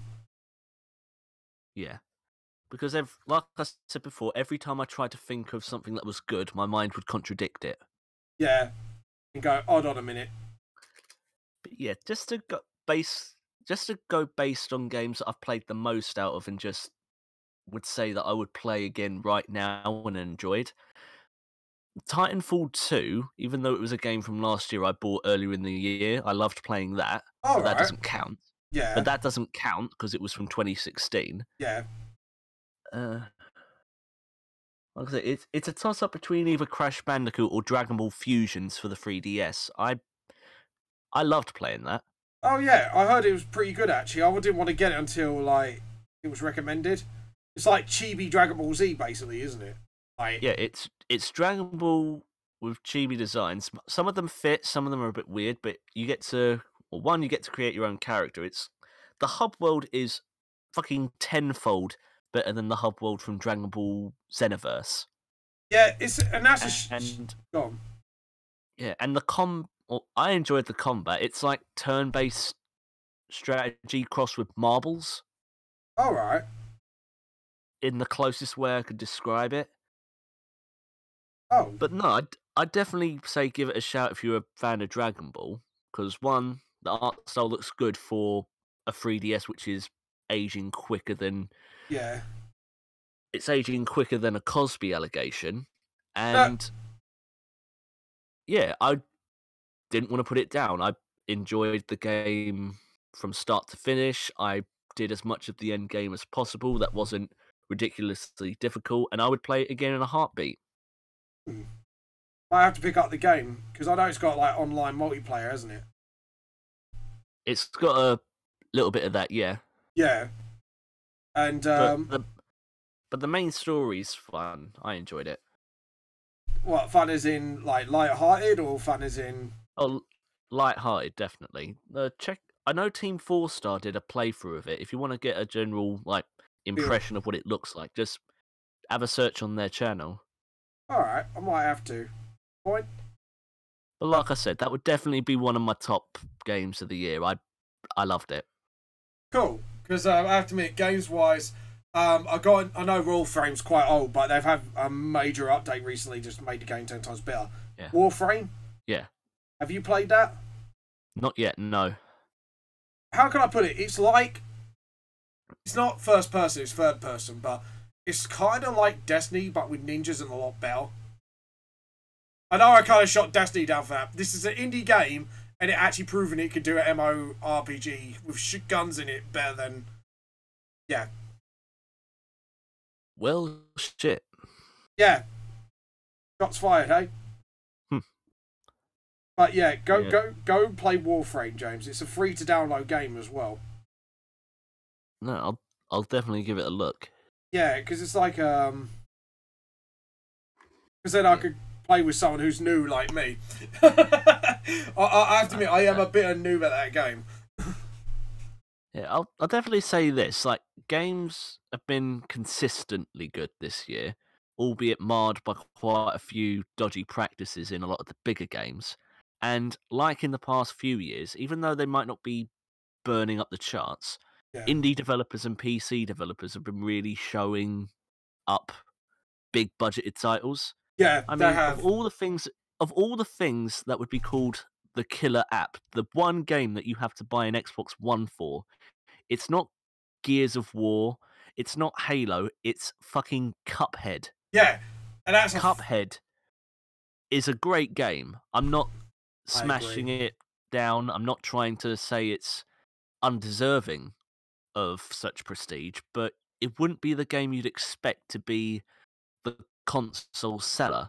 Like, yeah.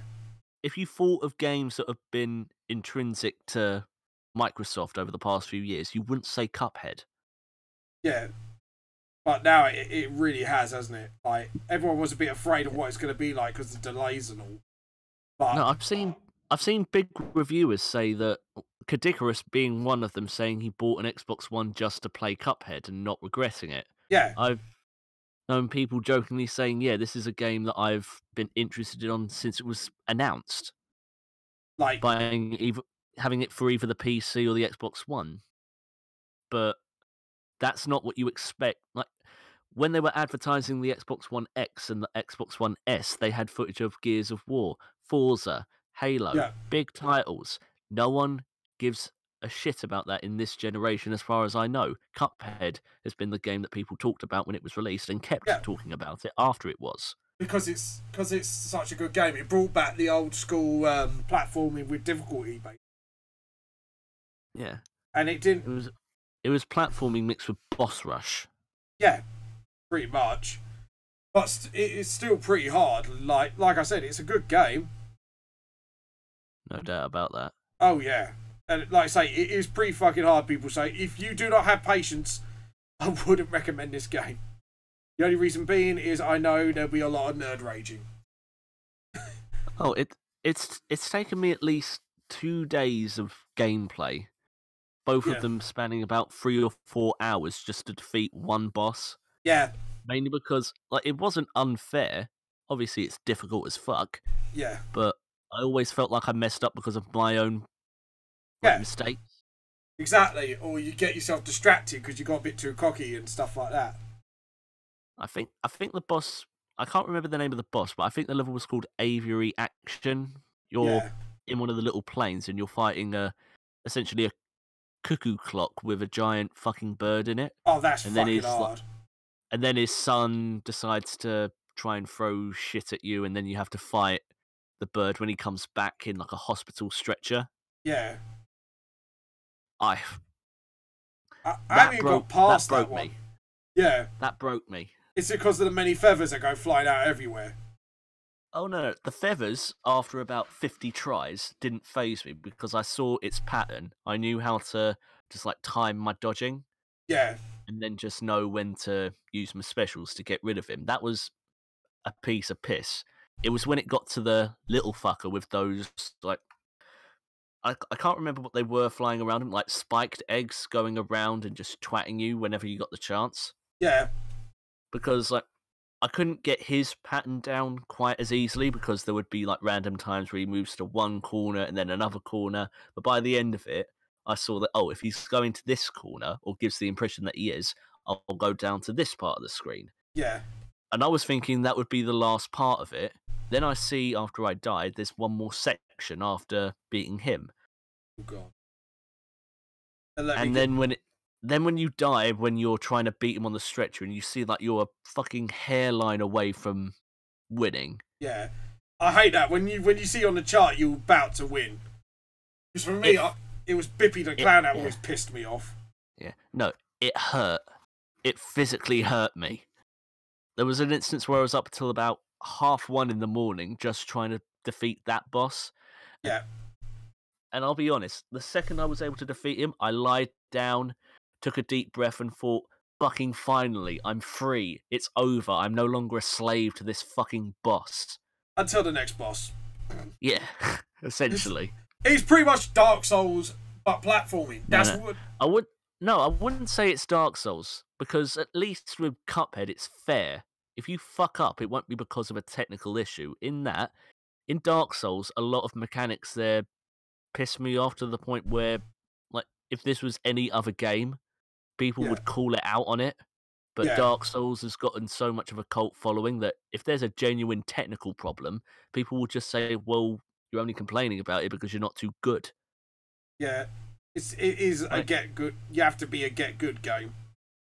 Yeah, but not to that fucking degree. I mean, if the game is broken, don't boast that you're apparently a boss at something which is fucked. Yeah. There. I mean, I get. It doesn't matter how well. It doesn't matter how well you can ride a unicycle. Everyone knows that that's not what a proper bicycle should be. Yeah, true. I will have more fun easily riding a two-wheeled bicycle than constantly smashing my face on something which is supposed to have 2 wheels, but you're apparently told, oh, this is how you're supposed to ride a unicycle, on 1 wheel and a seat. Jesus. True. I didn't think of it like that. No, I'd rather have fun and have something difficult than play something which is simply difficult. True. Right, that's why I that's why I like Cuphead, and that's why I stuck with Crash Bandicoot when that came out. Yeah. Because believe you me, I love the trilogy. I love the remakes to it, but there was one problem that I had with the original game in that trilogy. What? It's the fact that there are time trials Oh, included to extend the gameplay. Those levels were not designed to be rushed in any way whatsoever. yeah. And it shows. I mean, they didn't do any like alterations to it. Okay, Yeah. they didn't try and put in like a little touch or a little tweak here to make it like not necessarily easy, but fun to do a time trial of. I only did it because I wanted to get the platinum trophy and just in general get through it all and say I did it. It took me about an hour. It was basically to do slippery climb. Took me about an hour and a half, and I was angry by the end of it. I was angry. Oh shit! And I think it was Sunset Vista, the 5-minute one where you're trying to get a time trial through a temple. I almost broke my TV playing that. Oh shit! That's not good. But I know my TV's bitching, but no, the levels were just not designed for rushing. Like doing a time trial on that is like trying to do brain surgery blindfolded, which is not fun for anyone. Yeah, sure, it's impressive if you can do that, but it's 100% pointless and something you shouldn't be doing, even if you suggest it as a challenge. Yeah, true. It's not like doing a what's it called? What's the thing in Pokemon you do to yourself? And what do you mean? Basically, if you want a harder game on Pokemon, you set up your own rules. Oh, you mean Nuzlocke? Yeah, the Nuzlocks. It's not where like you have the rules where if you're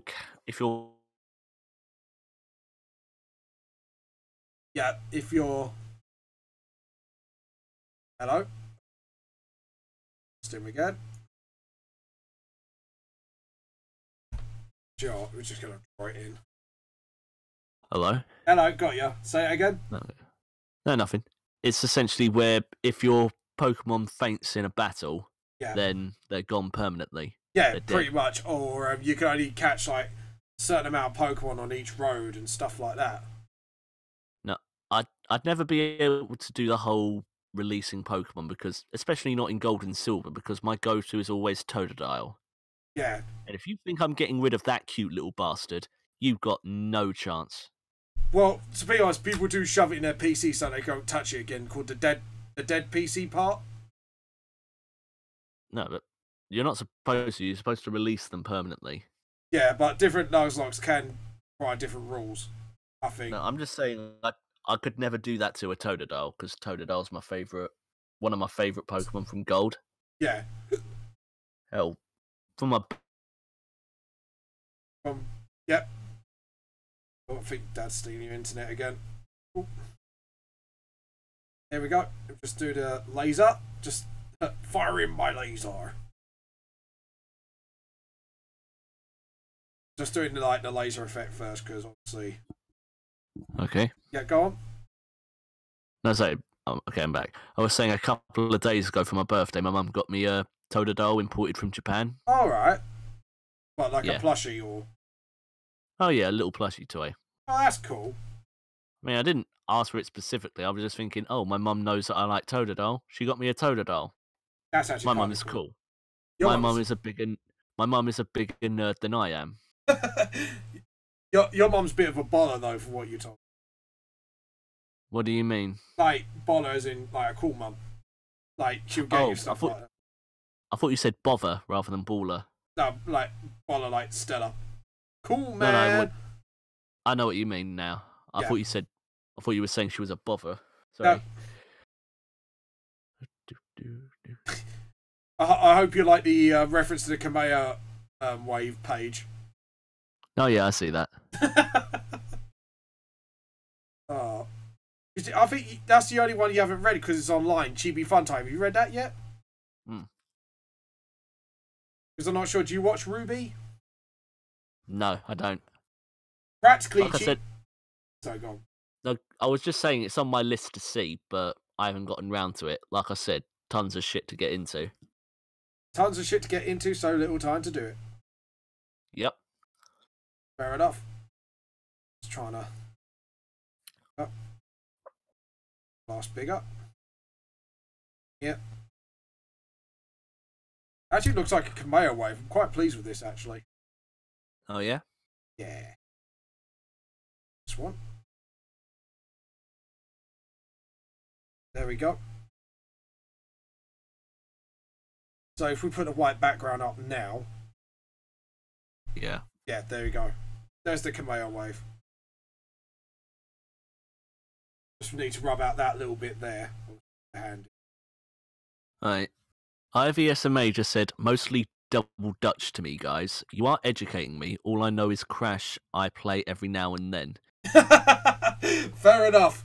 We're educating him in the way of gaming. That's cool.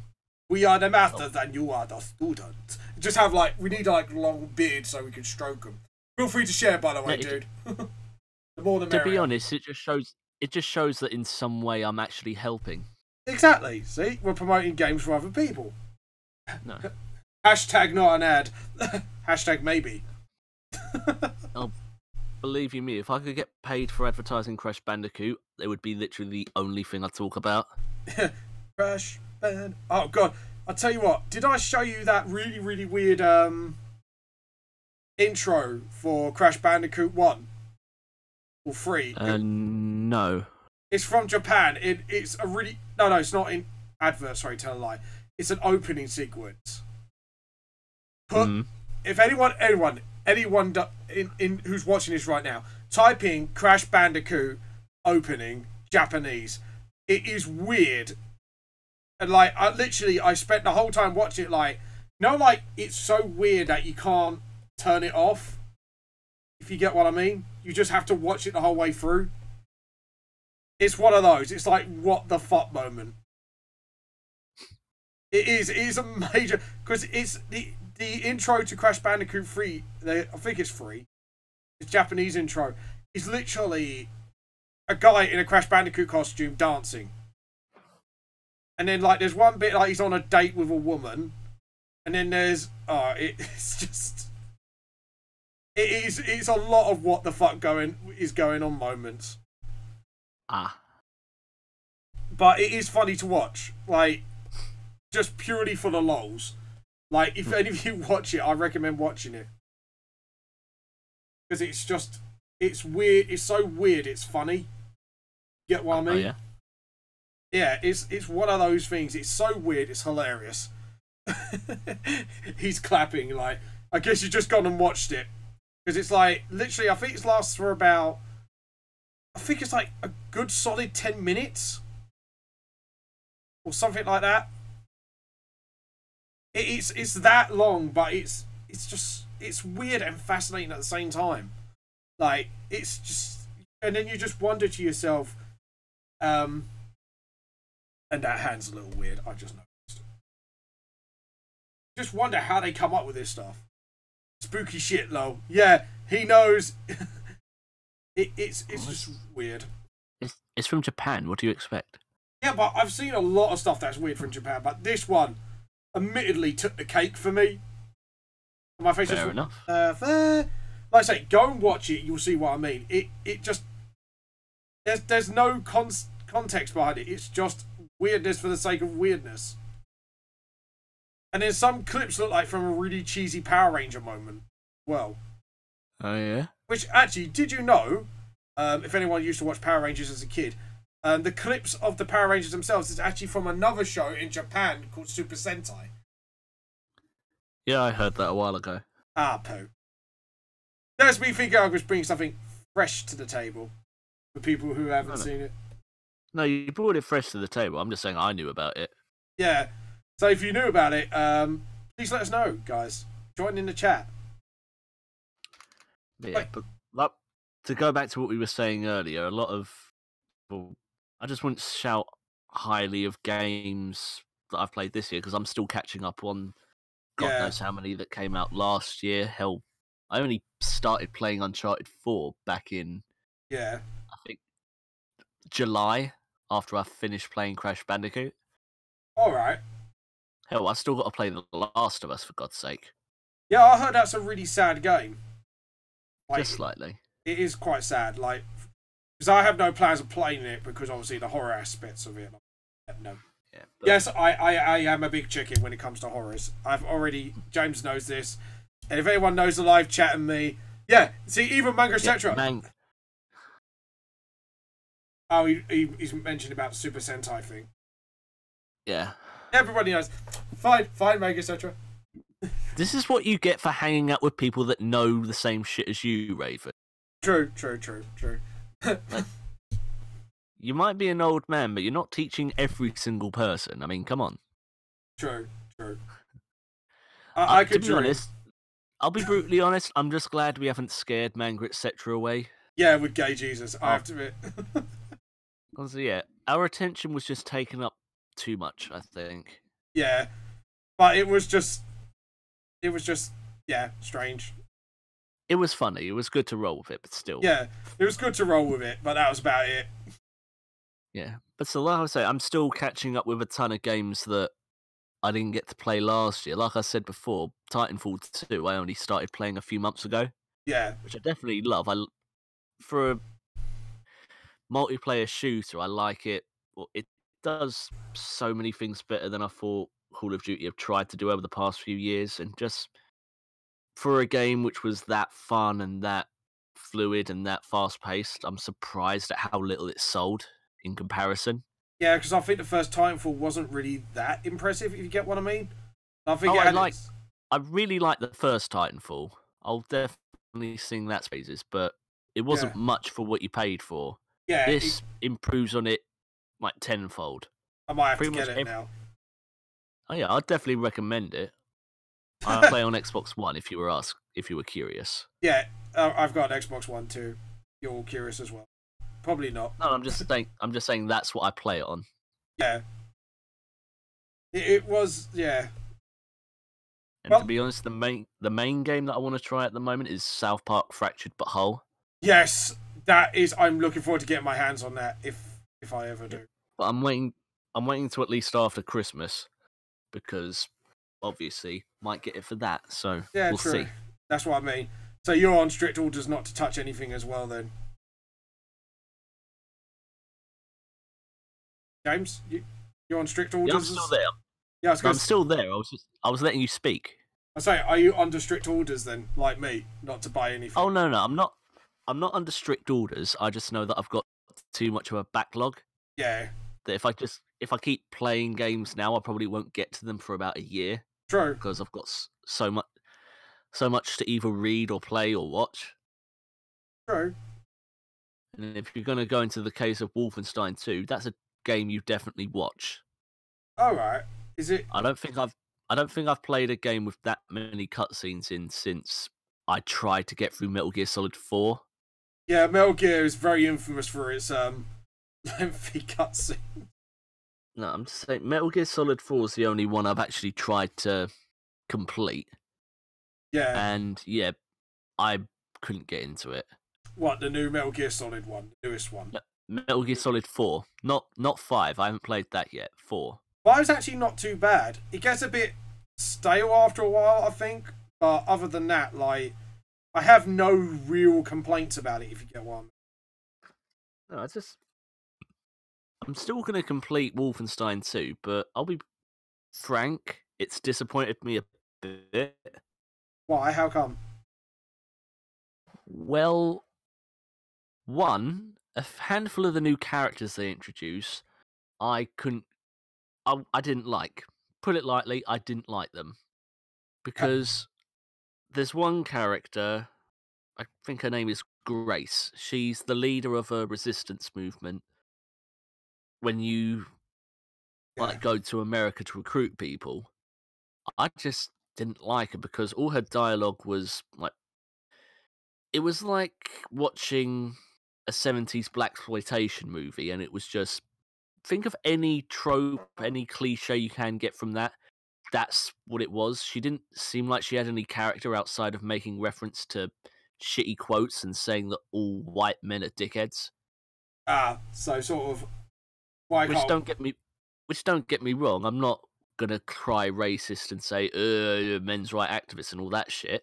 I Yeah, just thought you have a character who goes into speaking about witnessing a nuclear bomb hitting a city. yeah, You have a woman who's like leading a resistance movement in a radiated wasteland in New York, and that's all you're gonna do for her? Like, you're not gonna flesh her character out more than that? You're gonna yeah, define her character by shut the fuck up white boy memes. Like, they could have done so much more with her, and they just decided to let it be stale. Like, yeah, apparently to get you on her side and make her seem a bit more humorous. Do you know what she does in one of the first instances you see? yeah. You Go on. have, like, when you first meet the character, you're at a bit of a Mexican standoff. She's holding a gun to your face as well as holding, like, a grenade that she's gonna unpin. Yeah, And then it ends with her, like, unpinning the grenade and throwing it. yeah, You throwing her husband across the room, and him, like, diving on it to make sure no one dies. And then she just looks at you, laughs, and say it was a dummy. yeah. I'm thinking, like, what? Fucking what? What the? That's gonna be your introduction to her being a humorous character by turning her into a fucking psychopath. Yeah, Like, I like the fact that her husband just shrugs it off like, "Oh, this is her type of humor." Like, no, like there is some context you got to have. You've got yeah, Nazis ruling the world, death happening everywhere. And even if you had something like that, if one of the characters did that as like a test to see if you're on their side, I could get further down the line, but not as an introduction. mm, I true. don't want that as an introduction. I think she's an asshole for doing that. Yeah. I'm not being funny, but it's like if you're gonna go for a psychopath good guy in games, like look no further than Tiny Tina from Borderlands.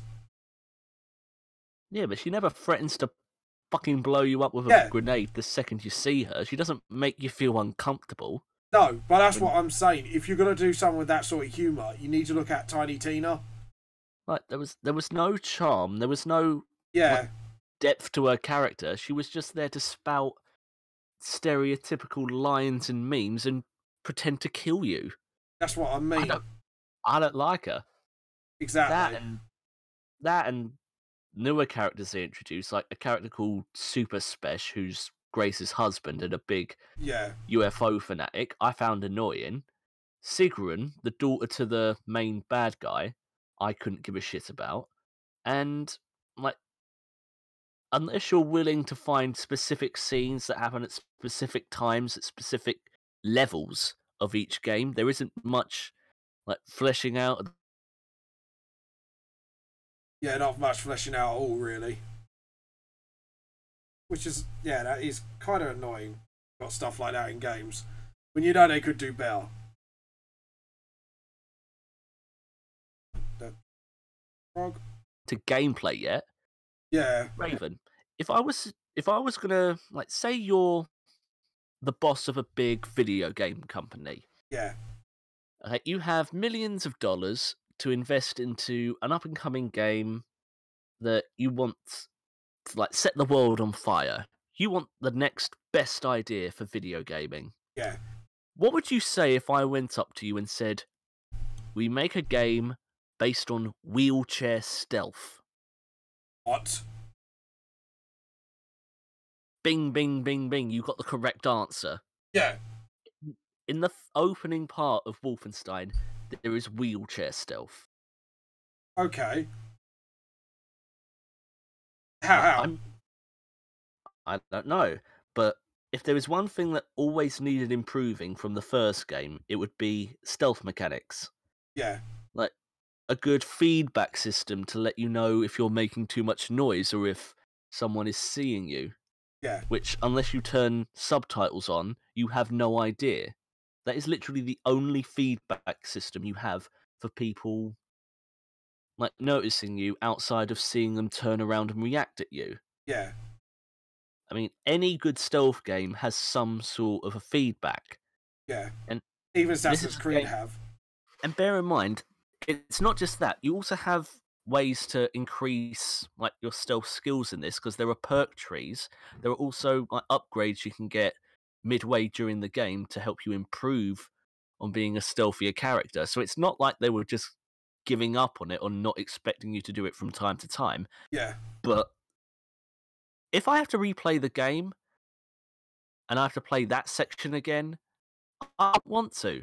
I don't want to play the game again if I have to do something that is that clunky, that boring, Yeah. that all over the place, and that ridiculous. Like, I didn't find the intro to it fun. Listening to BJ Blazkowicz monologue as well, like the last emo at a fucking My Chemical Romance gig, wasn't fun either. Like, I didn't. The characters were annoying. Like the gameplay, once you're finally on your feet and not lumbering yourself around like a fucking concrete block on stilts, Yeah. then the game starts to get a bit fun. But it's not only it's only until halfway where a story event happens, Yeah. where you're actually able to upgrade your health and other abilities, does it actually become fun. And as far as I know, a game which is like 4 hours in its runtime, at least 2 hours cutscenes and 2 hours boring and annoying gameplay, that's not a good game. No, it's not. Okay, I'm not playing a game for 5 hours just to get to the good bit. Mm-hmm. There is no way in hell I'm replaying this game once I'm finished for a good goddamn while. Oh god, that's pretty bad when you say like. No, it's bad, but I only sound like this because I was so looking forward to this game.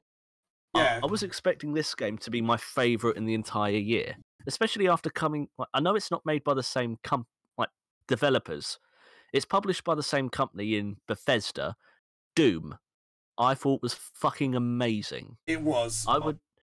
And I was thinking, like, oh, if this is the direction that Bethesda want to take their like first-person shooters down, then I'm definitely for that.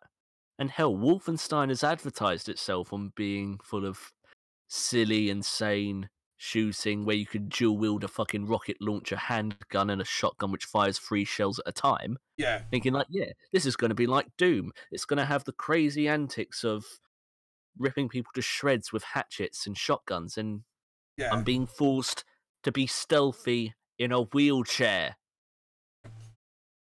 Jesus, that's bad.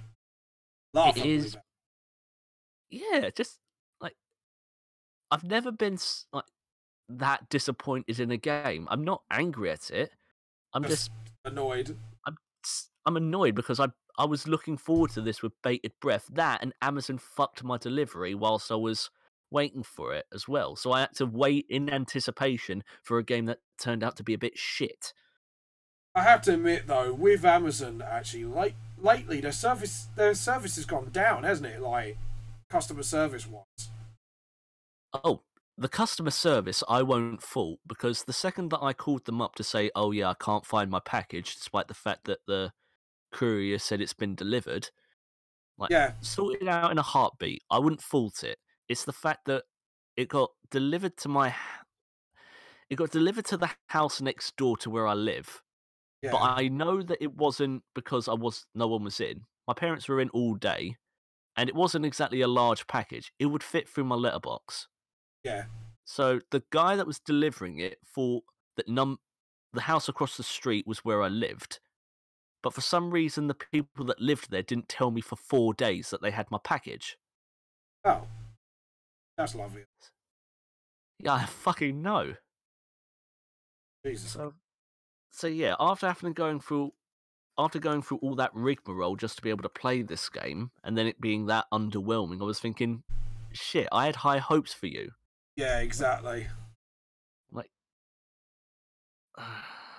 shit. Yeah. Which is a double shame because, like I said, after the first half of the game, it does get a hell of a lot better and it gets a hell of a lot more fun. Yeah. But the fact that you have to go through all of that just to get to the good part, it'd be like having to eat a whole loaf of bread before. Oh yeah, to just get to that bit. Yeah, I understand. Oh god, we lost him again. Oh, it's only 2 o'clock. Jesus, and we're already at the colouring stage. Just realised. It'd be like having to eat a mountain of poppadoms before you can have your tikka masala. Yeah. That's, I get what you mean. Just, I hope to God that South Park doesn't disappoint me, otherwise this year is a fucking bust in video games. So I can't even say that Ultra Moon or Ultra Sun for Pokemon have been my games of the year, because so far, game is barely noticeably different. Yeah. I mean, I'm still having fun playing it, but I haven't played it, so no spoilers for me. No, I'll just say don't rush out to buy it. If you've played Sun or Moon, you've played the majority of Ultra Sun or Ultra Moon. Yeah, because I heard post-gameplay's where it's at, really. Yeah, I'm just saying, like, if you don't have to buy it ASAP. It's going to stay the same price the entire year. Hell, when I bought it at Smith's, it was 33 quid for Ultra Moon. Do you know how much just normal bog standard Sun and Moon were? What? 31. That's a bit of a price change, I have to admit. Right. Yeah, that's a bit... Yeah. What brought that one on? Oh, and... Sorry, there we go. Love watching you in action, James. Fascinating chit-chat. Go. Be watching in 2018. Take care, guys. Thank you, dude. You too. You have a good one. Yeah, see you later. Feel free to share. Feel free to share. Hashtag not a... Sorry. Good to know my chit-chat is helping. Good. I just need some water, actually. Hold on. Sorry. Yeah, I haven't really had that many people to say that to, so it feels good getting that off my chest. Yeah, Wolfenstein's disappointing people. Remember that. Yep. Because you're quite good at recommending games, actually. I always listen to you when we talk about games. Because I have to admit, sometimes someone recommends me a game, and I'm like, oh, for fuck's sake. You know what I mean? Yeah, I know. But then again, I've got a bit of a weird taste when it comes to it. I mean, obviously, I'll sing the high praises of Doom, Crash Bandicoot, loads of platformers, and hell, I love RPGs too. Yeah. But I will tell you this now. I will not have another best year in video gaming ever until they release a sequel to The House of the Dead. Yeah. I know. I see what you mean by that. Like, The House of the Dead Overkill is one of my favourite Wii games. The House of the Dead in general is one of my favourite game series of all time. And if anyone else doesn't know, I mean the light gun games you get at arcades. Like, some of the first games I ever played, fucking love them to death. But nothing has happened in years. Since... Okay? I mean, it doesn't matter what sequel you have for Skyrim. It doesn't matter what, like, in Sonic the Hedgehog game eventually comes out in the next year or two. Maybe another reboot with them completely wrapped in bandages this time. Who knows? But I will not have another Ultimate Year in gaming until there is another House of the Dead game. Bring me another House of the Dead game, and I will give you all my money. Yeah, and we will advertise the crap out of you. We'll advertise it on here. Yeah, but I just want to know what they would do next. I mean, they started off with normal handguns, then they have shotguns in 3, then they have machine guns in 4. If they're going with that type of progression, House of the Dead 6 will be fought with a fucking laser. That would be awesome. Which I would not say no to. I would play the shit out of a zombie game where you can kill them with lasers. In space as well. Could you imagine zero gravity as well? But then again, it wouldn't be the House of the Dead if it's in space. I mean, that kind of kills the idea. I don't know. I know what you mean. I know what you mean. I don't know. It would be interesting. If you did like a sort of house space station thing. Sort of like, you know what I mean? No, I definitely know what you mean. I just want another House of the Dead game. Fuck it. Okay, go on. Say to the makers. Get it off your chest. Well, I've technically said that. I've already said that if Sega want to do another game, I will give them all my money. See that, Sega? He's going to give you all your money.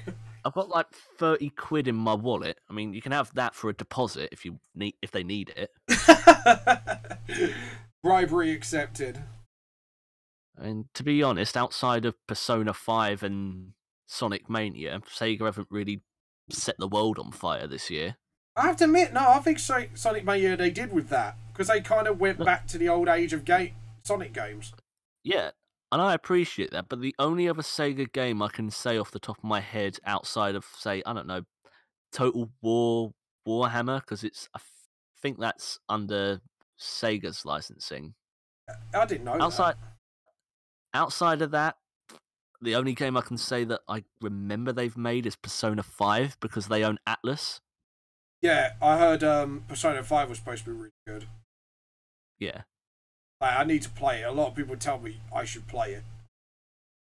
I mean, the only other game that I remember like coming out this year that really set people off has been PlayerUnknown's Battlegrounds. Yeah. But I have like a 7-year-old laptop that's, as you can probably tell from parts of the stream, is slightly conking out. Yeah. So yeah, I can't really play it on that. I might try it once it's on Xbox, but yeah, like I said, it just seems like it's multiplayer battle royale, which, as far as I know, there are some games that do that free to play. So yeah, I'll tell you what, we'll James, see. You're a tiny bit of a 40k fan, aren't you? Warhammer 40k. If you like Warhammer Total War, there's a game. I've heard of no. I've only heard of those games. The only Warhammer game I've played has been Space Marine. That was an awesome game. Yeah, like I said, I know of it, but I'm not engrossed as you are. You are definitely the 40k fan that I know. Yeah, I am a big fan of the 40k. Like I said, I'm just an observer to it. I don't know much about it. I'll tell you what, there's a first-person shooter I think you will like. It's called Space Hulk. Vermintide. No, that's Space Hulk. Sorry. Space Hulk. Not the strategy one that's top down. There's another Space Hulk. Yeah. That's a first-person shooter. Fair enough. And yeah, you need to work a team in it. Like, it's really fucking hard. Like the first two missions are all right, difficulty-wise. Yeah. But after that, it gets really fucking hard. Like, fair enough. You know, like, have you ever played Horde mode on Gears of War? Any of the Gears of War games? Have you ever done a Horde mode? I've done Horde mode with Scott a couple of times when I've been round his. Yeah, so think of that, but with no open space. You are in a claustrophobic-sized spaceship with halls, like, barely... Some of them are wide, but there is very few areas that are wide. They're very narrow. Yeah. And you have to fight off, as a squad of 4 people, a whole horde of fucking Tyranids while you try to complete your objective. It's not about defending areas or anything. You literally have to do your objectives while fending off a horde if you're too loud. It's not even a stealth game. It's just they either appear or literally you are going to end up fighting a horde if you like shot off a bullet by accident when you're nearby a bunch of Tyranids and it becomes like a bunch into like a whole fucking horde's worth. Is that PC or consoles? PC at the moment. I'm waiting for it to come out on Xbox One because they have promised it to come out on Xbox One. Yeah. But yeah, it's a fucking brilliant game. But like, you have to be kind of paranoid to play it, if you get what I mean. Oh yeah. So you have to be a little bit paranoid just to get through it. It's like Dead Space. It's not about the horror. It's about like the psychological side of it. No, I understand. These fuckers will run at you, and I mean run at you like no tomorrow. And you have to work as a team. No, I get that. If you have any hope for survival. Which is quite frustrating at times, because when you play with AIs, you know what that's like. Mm-hmm. Yeah, it gets really frustrating, and that can help. That does not help the situation. But yeah, I recommend it to you because obviously you like survival and stuff like that. Yeah, but I'll just have to wait until I get a better PC. Yeah, or wait till it comes out on console. Because it shouldn't be long now. Hold on, let me look it up. Sorry, guys, I'm just looking this up quickly, just to... Also, just as a heads up, Raven, got to head off in about 20 minutes, half an hour. Alright, cool. So, here we go. Space Hulk. Xbox One release date. Here we go. It's coming out. Yeah, Deathwing Space Hulk. Yeah, it's called Deathwing. It's coming out Thursday, the 27th of March, 2018. Oh. Yeah, that's you can pre-order it. The game's already 30 quid on pre-order. I'll look it up. Yeah, definitely look it up. It's a good game. Might be a little short because I haven't played a whole campaign yet. But to be honest, like some missions will take ages because you pin yourself down in one area. Get what I mean? Oh yeah. You're kind of like pinned down in one area until one of you makes the brave move of breaking through. You're not going to get anywhere anytime soon. Get what I mean? Yeah, I know what you mean. Because, like, say, you're facing Tyranids, which are an unrelentless force to be reckoned with, like, in the 40k universe-wise. If anyone's a 40k fan, know that. Cool beans. Yeah. Cool.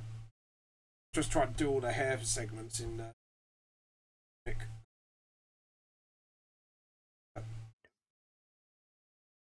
Are you there? Like, looking shocked.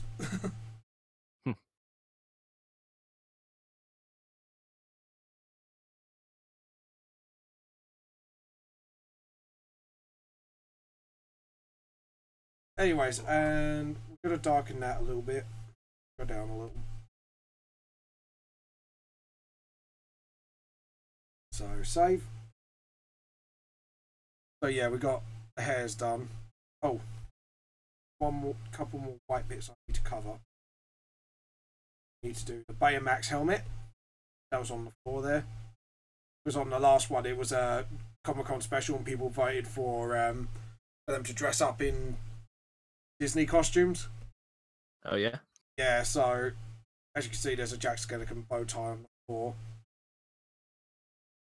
Tail here.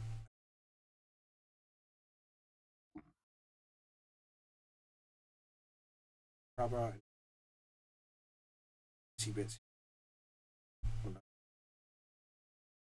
Stupid. But yeah, so I wish I could explain the game more. Like, if you do get it on PC, I definitely recommend to play, but I'll definitely wait till a console comes out.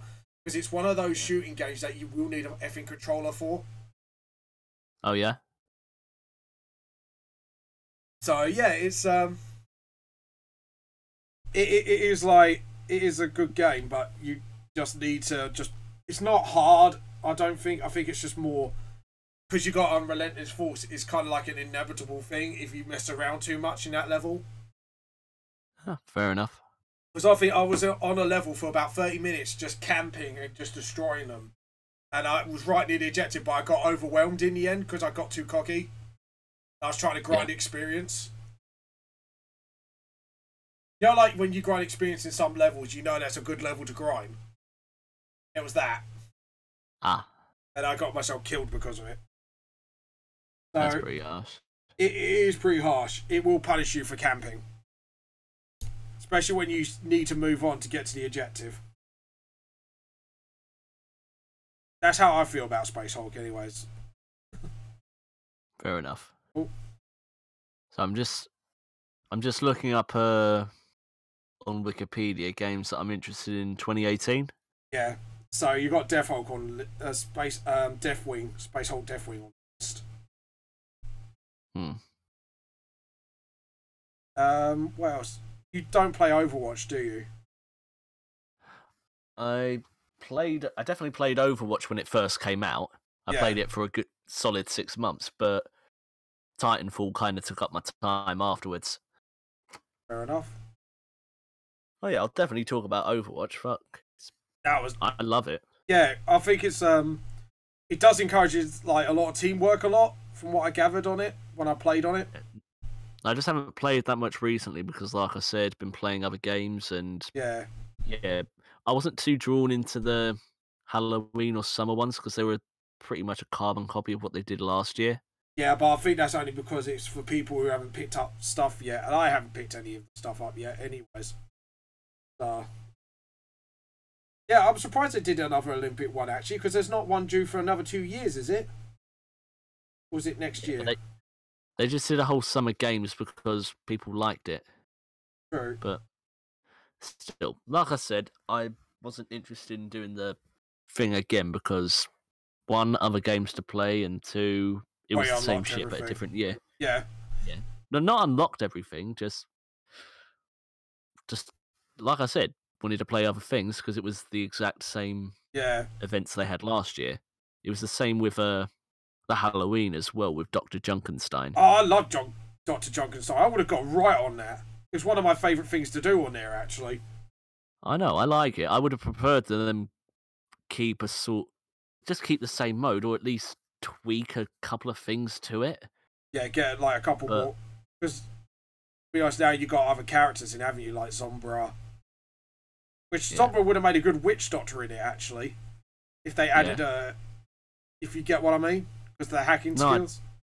No, I get that.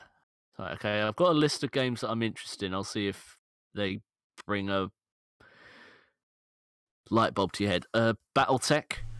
I haven't heard that. Alright. It's a turn-based strategy. Alright. With giant mechs. Ooh. Actually, I might go for that. Go on. Hit me with more titles. Call of Cthulhu. What's that one? Which is a role-playing survival horror. It's inspired by H.P. Lovecraft. Okay. And it's also based off of the 1981 original of Call of Cthulhu, another role-playing game. Alright. Bloodstained, Ritual of the Night. No, I haven't heard of that one. Well, it's by the former Castlevania producer Koji Igarashi. Yeah. Guy who did, like I said, it's a game in the Metroidvania type. Yeah. Genre. Well, I didn't know Metroidvania was an actual genre that people used to describe games. I thought it was just like a general jokey term for it. I didn't realise that. What genre is it? Metroidvania. Like what? I thought that's just something nerds say. No, it's kind of a term for it properly now because of the whole Castlevania and Metroid made it. Well, they made that genre. If you get what I mean. And like I said, I just didn't know it was that widely accepted. But yeah, there's that out. Darksiders 3. That I am looking forward to. Because I saw the trailer and I just got a major geekgasm from it because of... yes, I said geekgasm, get used to it. Yeah, because of... I'm a big fan of the Darksiders series. So... I enjoyed one. But second one, I think, was their best game so far. Honestly, in my opinion. What do you think of it? Have you played the first two? I've played the first one. I haven't played the second one all the way through yet. Yeah, play it all the way through. Sorry, go on.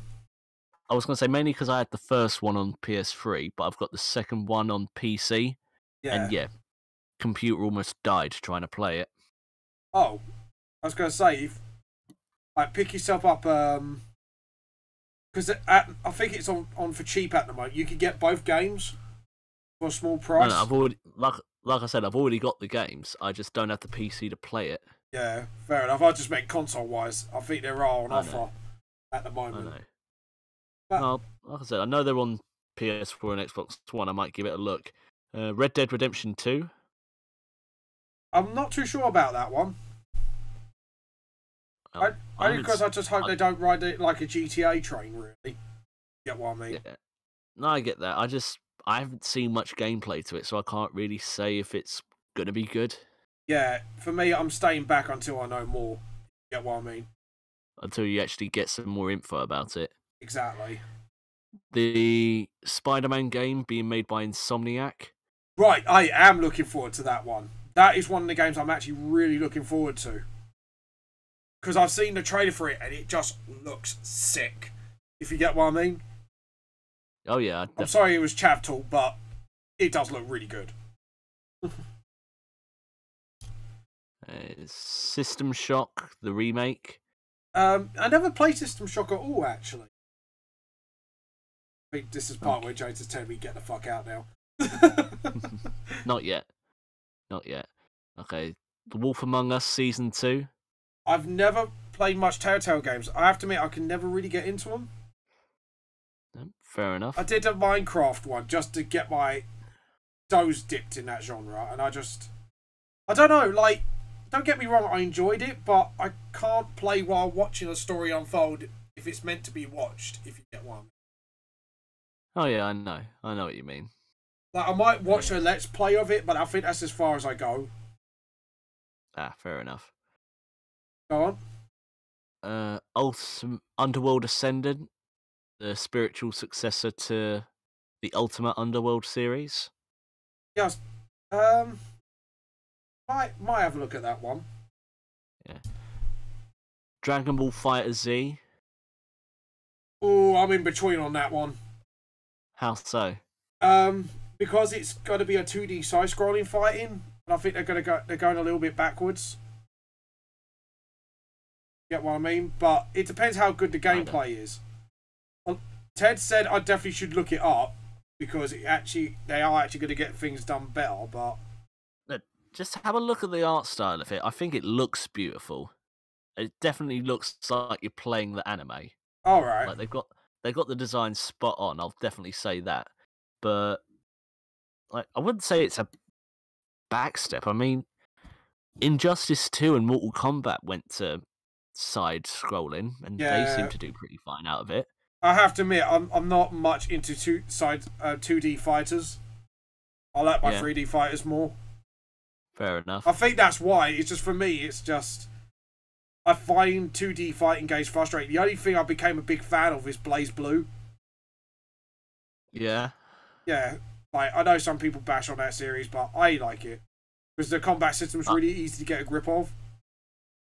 Oh, I've just never played it, so I can't really chime in. No, what about... bear in mind, these are the people that made this are the same people that worked on Blaze Blue. Arc System Works. Oh, I might have to look it up then. Only because it's the same people as Blaze Blue. They did Blaze Blue and Guilty Gear. Never played Guilty Gear. Is that actually any good? Well, it's one of the only other games that I hear that's a fighting game that gets positive reviews that isn't Street Fighter 5, so yeah, I'd give it a look. Just give it a look, see. Alright then. What about Anthem? I'm curious about it. So you have heard of it at least? I've heard of it, yeah. I've seen some of the gameplay they had at E3, but I'm massively impressed personally. I'd be taking it the same way that I'm taking Destiny. I'm gonna wait until a hell of a lot more gameplay and a hell of a lot more reviews for it come out. Yeah. Because it's not something that's selling me based on the hype alone. Yeah. I get what you're saying. Yeah, and the last one I've got on the list is Far Cry 5. Do you think that's going to be any good? If they can improve on the things that I liked in Far Cry 4 and get rid of the stuff that I didn't, then yeah, it should be a really good game. I'm definitely interested. So you're looking at it, you're like, yeah, it looks alright, but... Yeah, I don't give a shit about the story or the tone, as long as it does what it did beforehand better, just let you fly around a giant gun-laden playground and just do whatever the fuck you want, then I'm happy. Like, but then again, it might have to do quite a bit to outmatch 4, because as far as I know, in 5 it's set in Oregon or something like that, just somewhere in America. And as far as I know, you can't use an elephant as a car in Oregon or America. If they can find me a better vehicle than elephant, then I might be interested. Just hear a rattlesnake like out of nowhere, like, hi there, I'm a rattlesnake. Maybe. Yeah, so But like I said, they're the things that I've got a mild interest in. But like I said before, I'm trying not to get myself sold on hype anymore. yeah, that's Like, because I think a lot of people really hope for Anthem to go really well because it's basically they describe themselves as what Destiny should have been, like third person. Plus, you get your own fucking Iron Man suit. That's the thing I'm hyped about. That you can completely customize. So basically, they're doing like a mix of world MMORPGs or the world thing. Then you can get a customization of Armor Core, which you know I'm a huge fucking fan of, Joe. Yeah. And then it's got like sort of so you got the customization of that, and then have like the RPG elements of Destiny but better. Yeah, I get that. So I'm not sold on the promises because obviously promises are broken, but I'm sold on the fact of their potential. Yeah. Because I looked at the trailers, it looks effing awesome. I just want to, I won't buy it yet. I have to wait until I see their menu and their customized options. Get what I mean? Yeah.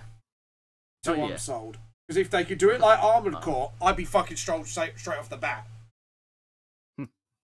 No, I just want to see what my friends think about it. Yeah.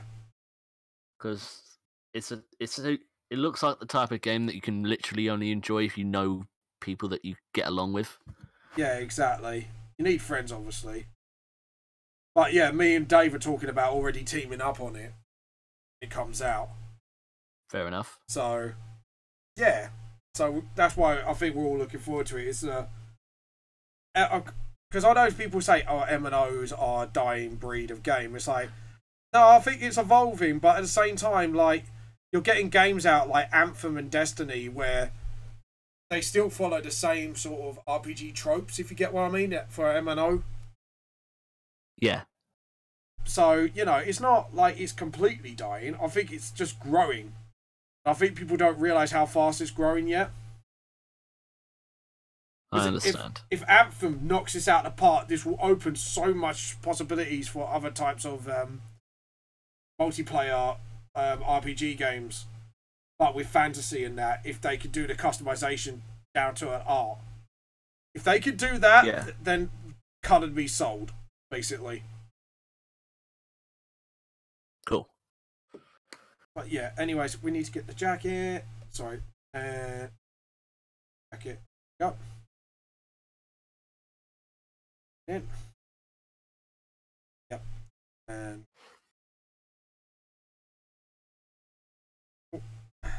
yeah, I haven't done a new layer, have I? There we go. On the new layer. So anyways, you said you had to catch up Vamp the Lost Soul. Because obviously last time you couldn't give me an actual opinion on it. Can you give me your opinion now, so far? Not as a whole? Well, like I said before, you can see where just when you have more experience and getting used to it, the art slowly improves. Yeah. Yeah, I like the occasional shifts in tone. I definitely like that. You know how to balance it quite well. What, you mean storytelling-wise or drawing? Yeah, just you know when to... Well, you know how much melodrama is too much melodrama and you don't try to overfill it? Yeah.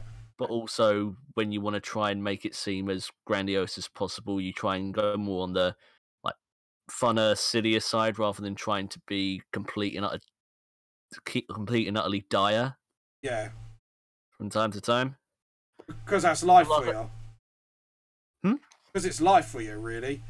I try to balance it out like that. So, from my life experience, like when you go through something horrible, it's not always, oh, poor me, I've lost my family or whatever. It's, you do have that sort of breather moments, if you get what I mean.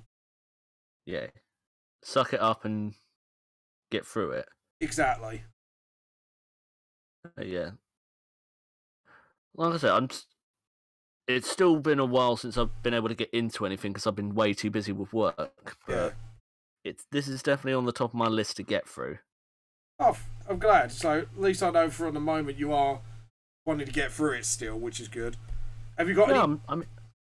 I'm enjoying it so far, yeah. Any particular fan favourites?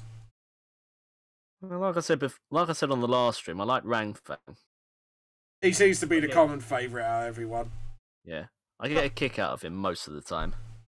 Yeah, but like you say, he's kind of based on the couple people we both know. You know what I mean? Oh yeah, I've seen the people dressed up as him and all that shit. Yeah, I get what you mean. Like I said, I do see the occasional parallel with people we know. I've said, oh, I swear to God, I've heard someone say that to either Luke or Raven one time. Yeah. Exactly. It's Rangfang is definitely a parallel to people. It's a couple of people I know if they had a kid, basically. Two guys, we don't know how, but we can make it happen. Don't know how it's going to happen, but we'll make it happen. Well, seem to be doing well so far. Yeah, thank you. Yeah, I just feel like a dickhead for not getting as far caught up on it as I should be, because of all people you know, I'm fucking knackered at the moment.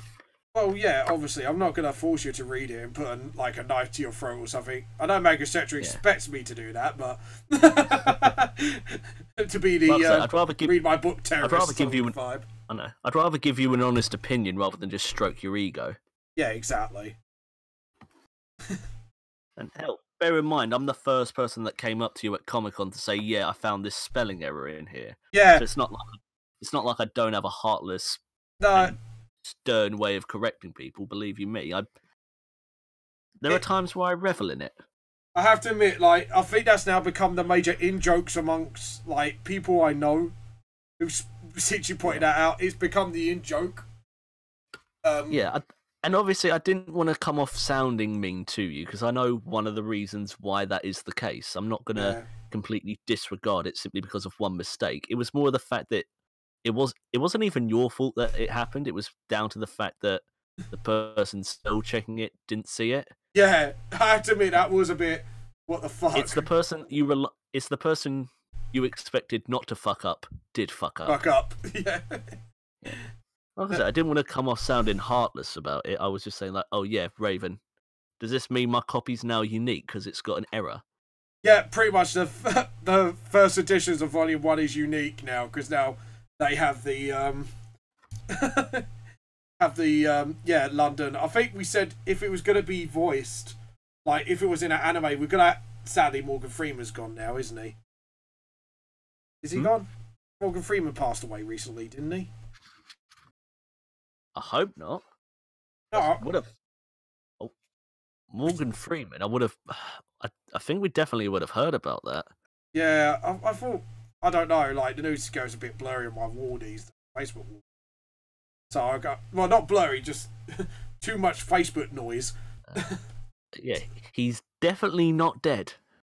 He's definitely not dead. Fantastic. I know some celebrity, but I can't remember who. Don't worry. Yeah. No, that was it. It was some other dude, and then he said, and then it was a troll article. I almost believed because he actually looked quite professional, and it's like, got ya. I was like, you fucker. Do you like the ones that are really convincing? Oh yeah. Yeah, it was a real convincing article, and I read it, and then I realised it. Yeah, they got me. Like fuck's sake. I've had parents fooled by that shit beforehand. So yeah. No, but sometimes like you could tell which one are the trolls and which one like are really convincing. Yeah. Like sometimes like someone believes it, and then you turn around and go, "No, it's not." It's like, what? Oh, it's a troll post. Ah, fuck's sake. Though it does amaze me how much effort they go into trolling people. Yeah. It's like if you put this much effort as they put this much effort into this, I would kind of be impressed. If you get what I mean, without sounding mean about it, obviously. No, I get it. Anyways, pink ears, pink insides. Nice. MANGA etc. just said, "What? If you don't hear it on the news, don't believe it." Leave it. I don't know, because that's how I found out Lemmy from Motorhead died. But then again, that was official newspaper. Yeah, and to be brutally honest, I didn't want to come off saying like, "Oh, Morgan Freeman's definitely not dead to begin with," because I know whenever I try to make myself look like, "Oh, come on, you fucking idiot, it's not like that," that's when I get it wrong. Yeah. So I didn't want to come off looking pompous and up my own arse. Yeah, but like I say, it's. I mean, I was very confident he hadn't died because surely there'd be more fanfare than it was Yeah. beforehand. But anyways, all that aside, I said if it turned into anime, my manga, I said we're gonna have to have Morgan Freeman do a Jamaican accent and say, "It's sometime later in London." London. Well, I mean, after doing that Ben-Hur movie, it's not like he has much to go on to afterwards. Morgan Freeman, if my book makes it into anime, I want you to voice as a narrator in a Jamaican accent. And if not, Lawrence Fishburne will probably be there to replace you. Yeah. Or is it Samuel L. Jackson? I keep getting those two mixed up. Yeah, but he was just saying motherfucker all the time. No, he has proven he doesn't need to do that a lot. Fair enough. What? I mean, The Incredibles 2 is going to be the longest anyone hears him not say motherfucker. Well, yeah, no, children's film. There's a children's film with him in it. No, that's my point. That will be the longest amount of time you don't hear him swear. Yeah, because it was since the first movie. What's the name? The School of Unexpected. No, that's. It was a really good film. You know the film I'm on about, right? Go into detail. It's a film about. It's kind of like a children's version of X-Men, but the time gets reversed every day in a pocket of time, and you've got these children with extraordinary abilities. One has teeth in the back of its head. One has floating ability, but has to wear heavy boots to keep on the ground. Stuff like that. What, Miss Peregrine's Home for Peculiar Children? That's the one. I love that film. It's a good film. I ain't seen it yet. I was thinking of watching it on Sky Movies over Christmas. Definitely. I'll tell you what. If anyone wants something new to watch for Christmas, it's not a Christmas film though. If you want something new, no, it's just. Sorry, go on. I was just saying I've got some time off over Christmas. I'll try and find the time. Yeah, guys, if you want something to watch over Christmas and you want something new that you haven't seen yet, that's pretty good. Watch it. It is such a good film. It's very Tim Burton-y, but it's not at the same time. If you get what I mean. I mean, the fact that it's directed by Tim Burton gives you the kind of thing, but you're trying to say he's a bit more scaled back this time. Yeah, it's not as Tim Burton-y as you expect him to be, because normally you just expect his style be all over your place, in your face, even in the backgrounds. Like he gives that sort of aesthetic to him that you know it's him. Yeah. But no, this time he was actually like he held it back a bit. Like the only time you see his style is like some of the areas, like sometimes, but it's more in the characters you see his style in. If you get what I mean. Oh yeah, I know what you mean. But I think it was quite good because, like I say, it's like it wasn't too Tim Burton-y. If you get what I mean. Yeah. It was good. It was good for what it was. Yeah, it averted your expectations slightly. Yeah, like, it's not as over-top Tim Burton-y as I thought. And yes, it's going to be a word with me now, because I can't describe Tim Burton's style in any other way. It's Tim Burton-y. No, I get that. Yeah, exactly. It's like, you can't really describe his style without saying that, if you get what I mean. Oh, yeah. It's like can't say, quote, Samuel Jackson without saying motherfucker. Except for that film. Or where's my super suit? Yeah. Where's my super... I have to admit, he did surprise me, though. He has been playing a lot of different types of roles lately, other than... It's quite a pleasant surprise as well. I mean, anything you would say outside of Miss Peregrine's Home for Peculiar Children, or... There was another film he was in. Like, yeah, he does swear a little bit, but... It's not as bad as normal Samuel Jackson levels, if you get what I mean. Uh-huh. I'm trying to remember what it's called. Well, the last big thing I remember seeing him in was Kingsman. Yeah, that was another role he played that was a bit of a peculiar role for him. Yeah. Yeah, he didn't really swear all that either, did he? He barely swore in it, really. Now, I remember him saying, do I look like I give a fuck? Yeah. Parts of it. But that's it. It's not your usual amount of. Do you get what I mean? Oh yeah, I get what you mean. I'm just trying to think of a movie recently that I saw him in, because I know Kingsman was about 3.5 years ago soon. Yeah, exactly. What did you think of Kingsman 2, by the way? I'm very interested in your opinions on that one.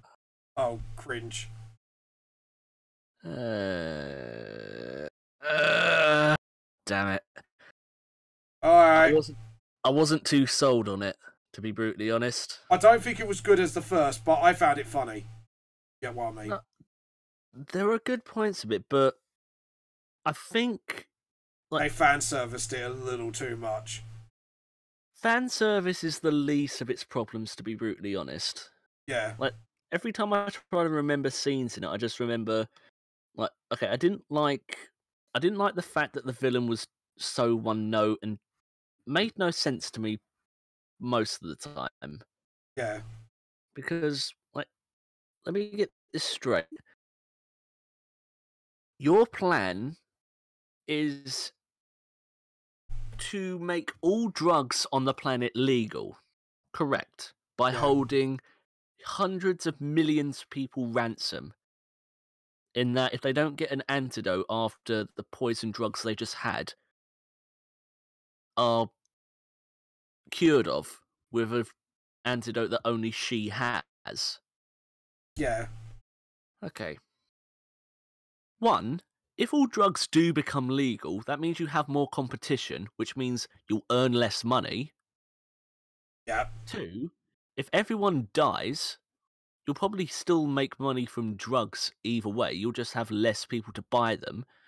Or you'll have so many people that are too scared to do drugs that this shit would happen again that you wouldn't have a business anymore. Mm. And three, you had the president trying to say that, oh yeah, if all drug takers die, then no more drugs on the planet. War on drugs is won. Like, Yeah. despite the fact that surely there would be at least one person that say, oh, you're a dickhead for killing everyone. Just the woman's plan doesn't work in any way to me, because no matter how it finishes, she's not going to have anything good to have afterwards. She's not going to reap any benefits, because either everyone is dead who takes her drugs, or there are going to be people selling their own drugs, causing more competition, which means less money. Yeah. And correct me if I'm wrong, sure, she has to hide out in a fucking jungle, but it's a jungle with everything she would ever want ever in her life. Yeah. She's pretty much built her own paradise where no one can find her and no one can arrest her for it. Yeah. Now, correct me if I'm wrong. You know at least one or two agoraphobic people that would love that. Yeah. Probably. You know, people that don't enjoy going outside, being like, oh yeah, I don't have to deal with people. I have my own paradise and I can do whatever the fuck I want for the rest of my life, and I have billions and billions of capital to spend. Yeah. And I'm gonna fuck it all up simply because I want to go somewhere else. Yeah. Yeah, I see the faults in that, actually. I didn't like the villain. I didn't like her plan. I didn't like the fact that they advertised Channing Tatum God knows how much, and he's only in the movie for like 10 minutes. Yeah. Like, some parts of, like, some of the humor I didn't get, because a lot of its humor was based on fan service to the previous movie, which, let's be brutally honest, it's a popular movie, but it's not the movie. It's not the most popular movie that has ever happened ever. And it was only 2 years ago before its release. So why the fuck do they think people are striving for references? Why do they think that this is going to be a fucking go-to all the time? True. Like, why did they think doing a remake of the bar scene was a good idea? Not only a remake of the bar scene, but a remake of the bar scene with even more CGI and less Colin Firth. You got me there. Because I liked some of the action they had in it, but there were also some music choices that I couldn't really gel with. I mean, sure, I'm not saying I hate Elton John's Saturday. I'm just thinking, surely they could have picked something that was like not an obvious go-to. And why is it that Elton John has more of a role in this than fucking Channing Tatum? True. But I have to admit, Eljon was funny in it. Oh yeah, don't get me wrong. I'm not knocking him, but one, he wasn't advertised to be in it that much, and I was expecting more of a collaboration between the two corporations, and it turns out that Statesman have a crew of like 5 people. Yeah. And also, I don't think I've ever thought of. Go on. Can I be brutally honest? I'm not a prudish person, and I'm not like someone who says, "Oh, that's wrong, that's disgusting," and all that. That's too much gross humour. No. Just the whole they have to put a tracker in a woman's vagina was a bit heavy-handed. Like there was no subtlety to it. There was nothing interesting or funny. It was just pretty much trying to get laughs on the idea that, oh, we got to put this in her vagina. Yeah. That's the joke. Like the process of getting it in there wasn't funny. The whole like him having to discuss with his girlfriend that he has to cheat on her for the sake of the world wasn't particularly funny. Yeah. I'm not saying I was offended by anything of it. I just didn't think it was that good. I think it's probably because, like, I think in a way, like, I felt a little bit like this at times. They treated the audience like they're dumb. Yeah, they could have done something a lot smarter because they've done something a lot smarter in the previous movie. Yeah. Like, it might be because they wanted to dumb it down for new fans. That's how I felt. I understand at points, but still, it was. I don't like that though. It's not. It was just so. It was just so heavy-handed and just like awkward. Yeah. And not like, you know, make it funny for the sake of making it funny. No, I was just waiting for that scene to be over quickly because I was bored. Like, I mean, there's fan service, and then there's just resting on your laurels until people were exhausted. Yeah, I see what you're saying, bud. Preaching to the choir, basically. Yeah. There we go. Plus, I never thought I'd have to say this, but in the final fight of the movie, yeah, surely they could have picked a better song to do a fight to other than a country western version of Word Up. Like there are other songs that I can think of that would have been better. I mean, just any classic rock song like they did in the first movie with fucking Freebird in the church scene. They could have had something along the lines of that. Or, hear me out, they could have had literally any other song aside from that. True. I didn't like the last song of the last fight either, actually. I have to admit that one.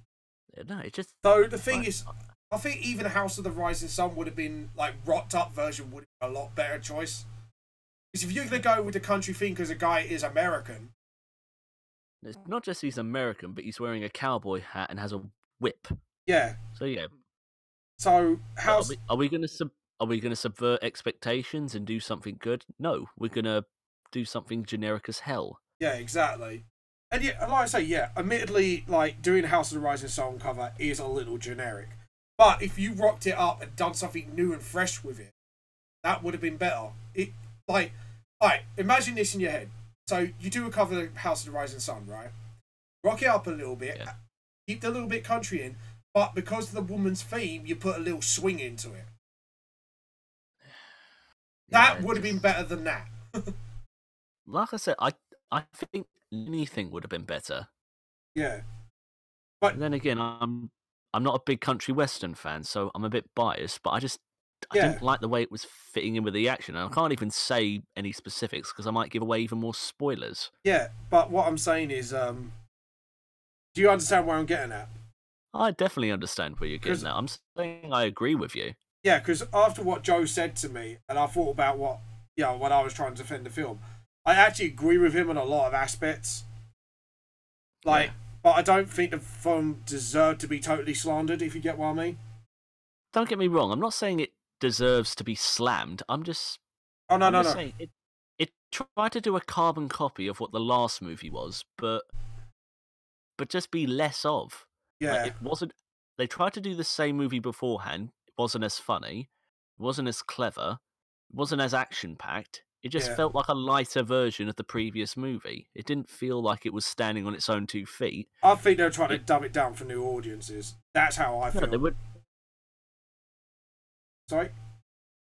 Hello? Oh, did I mute you? No, I haven't muted. I think we lost him again. Oops. Yeah, so yeah, I have to admit, I was talking to Joe about. I did talk to Joe about this, and he actually, when he talked to me, I kind of sat there and kind of realised Joe was right in a lot of aspects. Even though I still stand by the film had. I'm back. Oh, welcome back. Go on. Sorry, I think my rage broke my computer. Yeah, I think it did. But yeah, I think they could have done a lot more with the film, honestly. Yeah. Like I said, rested on its laurels, did nothing new, just tried to ride off the back of the previous movie's success rather than try and do something genuinely smart. Yeah, and new. Which, yeah, we were all kind of looking forward to it. Yeah. Which is a shame, because it's kind of put, like, the Kingsman on that verge, if you get what I mean. Like, you want a sequel to kind of complement the first film, but you don't want them to do any more in case they fuck it up again. I'm in the middle of it. I understand.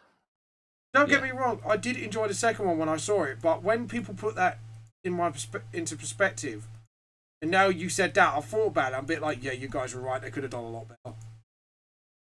Like, hell of a lot more. The bit I really only chuckled at, like, honestly, was when they, you know, when that thing sledded down the mountain and it stopped right in front of the old people. Oh, yeah. And then the old guy said that was the best shit I had in weeks. I actually chuckled at that, because I actually found it quite funny. The entire, the cinema that I was in, everyone laughed at that part. Yeah, because that was actually generally funny. Because it stopped out a rich person's old people's home and scared the shit out of them, literally. Yeah, I get that. Speaking of taking a shit, not really. Go on. Yeah, I genuinely have to go, dude. I've got plans for later in the evening. It's fine. I'm literally nearly done anyway, so it was great. Just out of curiosity, no, sorry to rush you, but how long do you think you're going to be? Looking at the shading stage for me on Chibis are not that long. You're probably talking about maybe another 30 minutes at max. Max. Yeah, if it's before 4 o'clock, yeah, I can stick around. All right, well, as long as you're all right with it, I don't want to. Obviously, no, it should be fun. I just wanted to make sure. I didn't want to have to rush. That's all. No, like literally, I can stay for another 5 or 10 minutes, but then I genuinely have to bug out. Yeah, that's fine.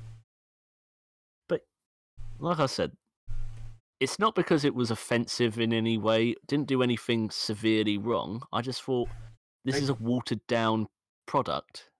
This is the same movie I saw a few years ago, but less intelligent, basically.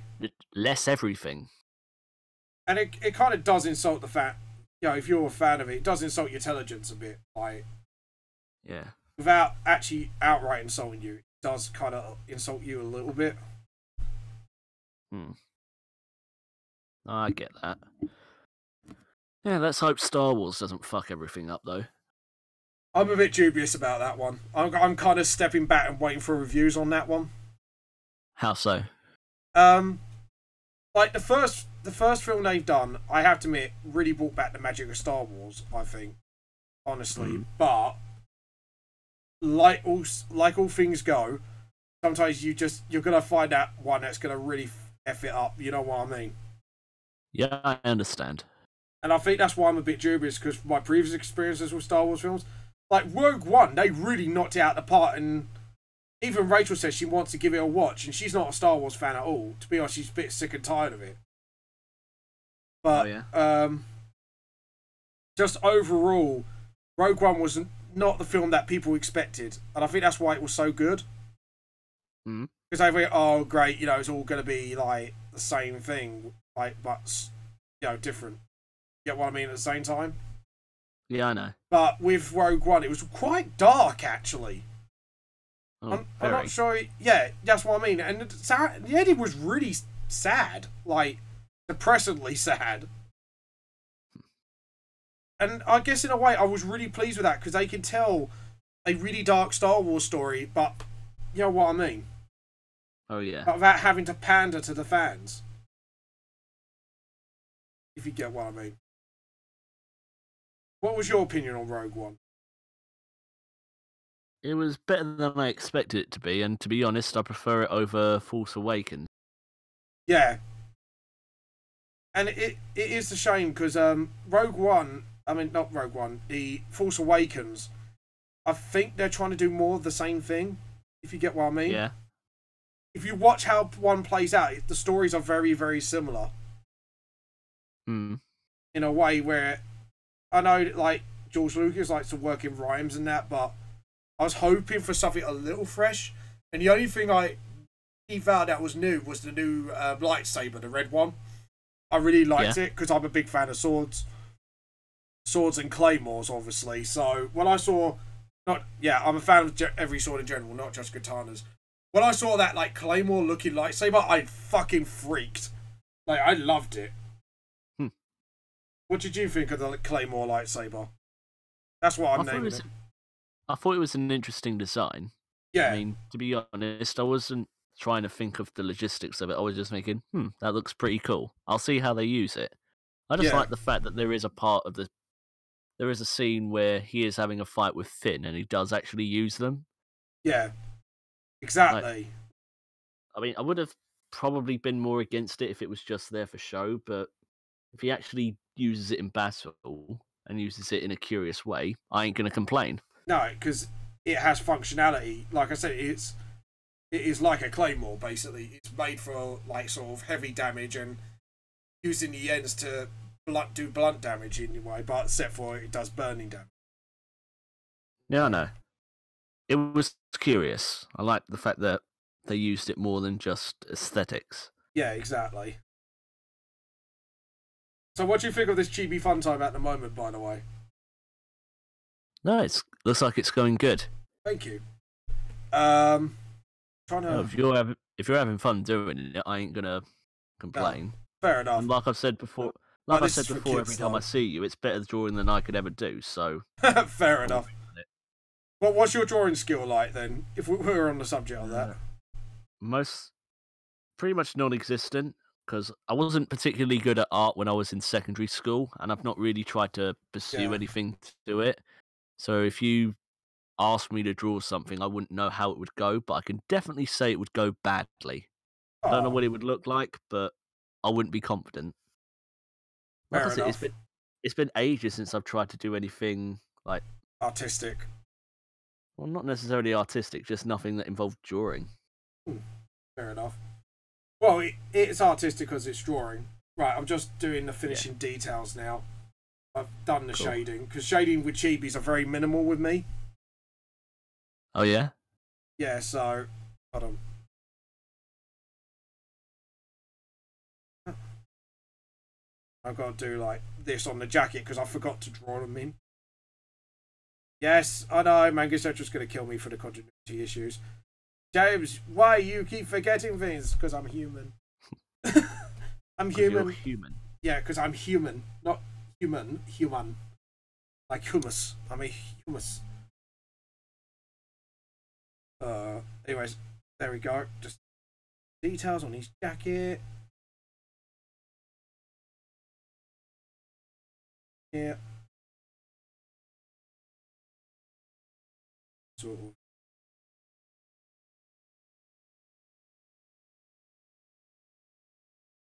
I can't believe this is the last one of the year, you know that. Yeah, it's been fucking quick, hasn't it? Yeah, it went from what? I started in January, didn't I? And then yeah, it's gone weirdly quick. Right, white. So we're gonna do the shine quickly, and then shadows here.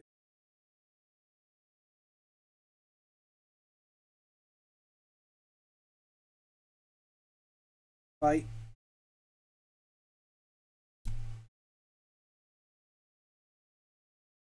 I swear I'm getting quicker at this. And oh yeah, I've got to do the speech bubbles, haven't I? Yeah, so you probably won't be around for all of it.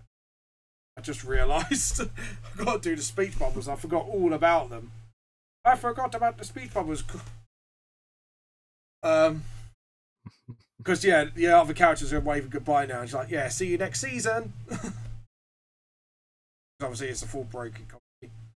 So there we go. So basically, the story is Fang's trying to obviously run away from the consequences of stealing the cookie. Obviously, they got their costumes off because you see a little costume, so you can see they've ditched it from the last episode. From the last page. I always say Chibifon time is episodes. Might have to do that season 2 as an ongoing joke now. Oh yeah? No, I'm calling them episodes instead of pages. And we do little shadows here. Shadows here and here. Do like obviously 2 shadows there. Yep. There we go. So yeah, just the speech bubbles now. Cool. Save. So we're going to save it and then open Manga Studio. Have you ever seen this program actually before? Were you on during a Chibifon time? Yeah, the one that I did in February was a Chibifon time. It was the one you were drawing about, I think, was Faye and like Nika fighting over a cookie or something. Yeah, that was the very first page. Yeah, I remember you had most of it drawn out, and I think the rest of it was just doing little touches, and then the second part was you doing colouring. Yeah, that's why I used to be on like Facebook and YouTube, and this is like all in one now. Yeah. Jesus, it's amazing how when you look back at when I first did the live draws, like where we got up to now, ever since you came on. Yeah. Hi. Yeah. So yeah, it's a bit weird now. I'm thinking about that, and I'm like, wow, this has been a major journey from like really low res cameras and obviously like when we were first on the mics and I had shit mics and everything, to up to this point now where we got all this. But now I've got like a little border and everything, so that really brings things into perspective. Yeah, that, and I was using my fucking Marshall headphones mic, and I sounded like I was trying to chime in on a radio. Yeah, so I don't know, like Manga etc. Have you noticed like the journey so far? Have you enjoyed listening to my voice in a more crisper way because I've actually put money down for a microphone this time? I think we might have scared him. We're scared of Manga etc. Oh no! I think we're going to go for an anxious speech bubble for Rang Fang. Obviously, he's getting anxious.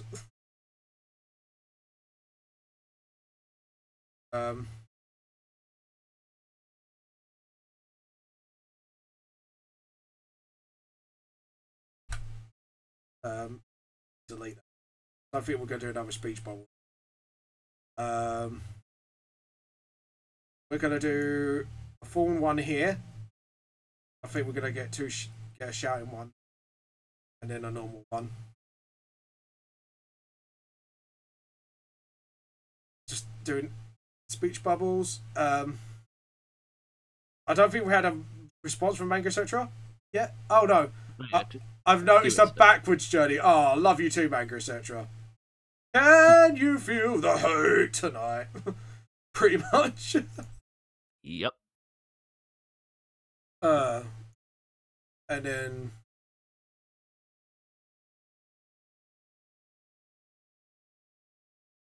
right, I think we're gonna put the speech bubble there and the shouting one and get that both of them to say something, and then the last one will be 2 speech bubbles, like Faye's getting confused, like saying, what's going on? And then we get like the whole see you at season 2 from Nick.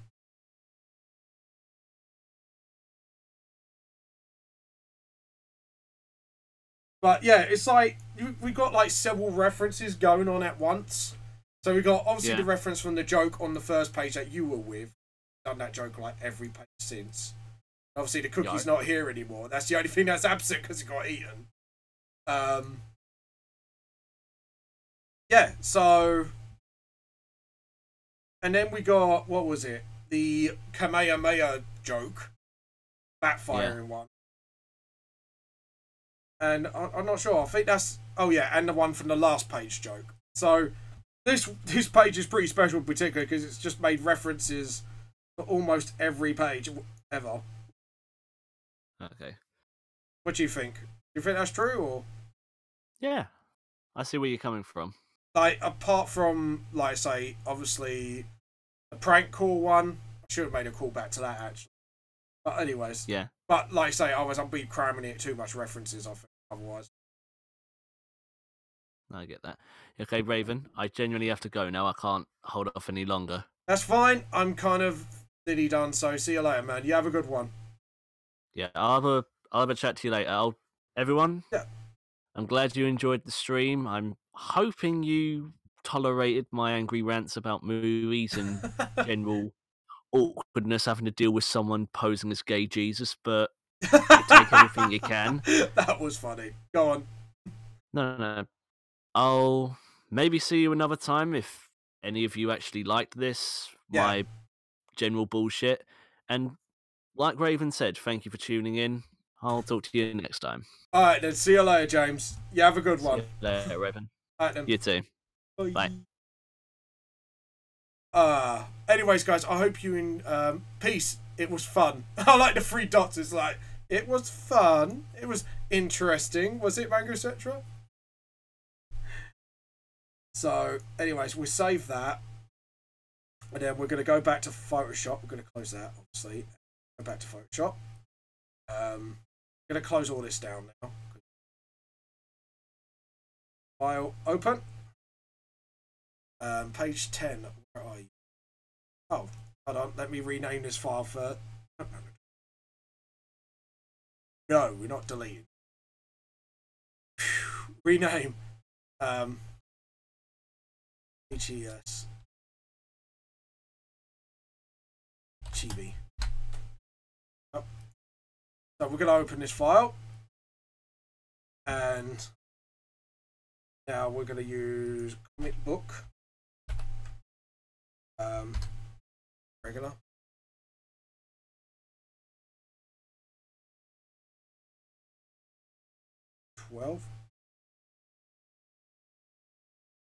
So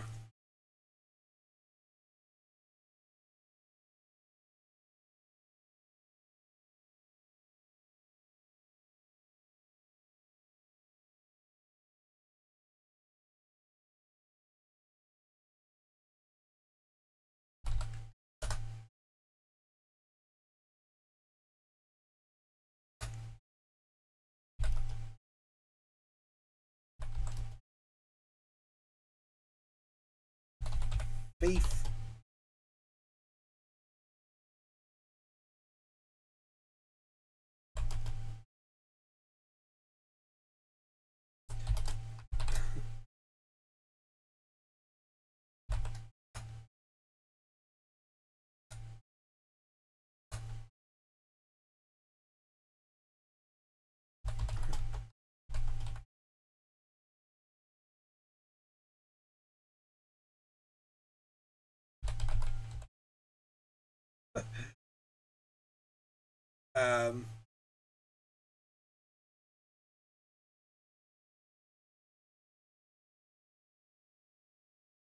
So we go.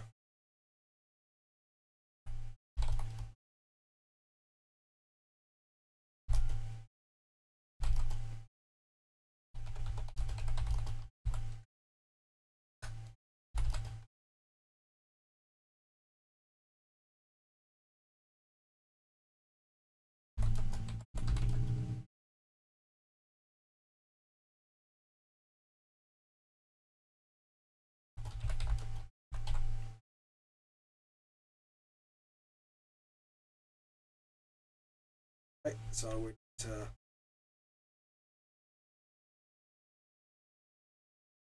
sorry, I'm just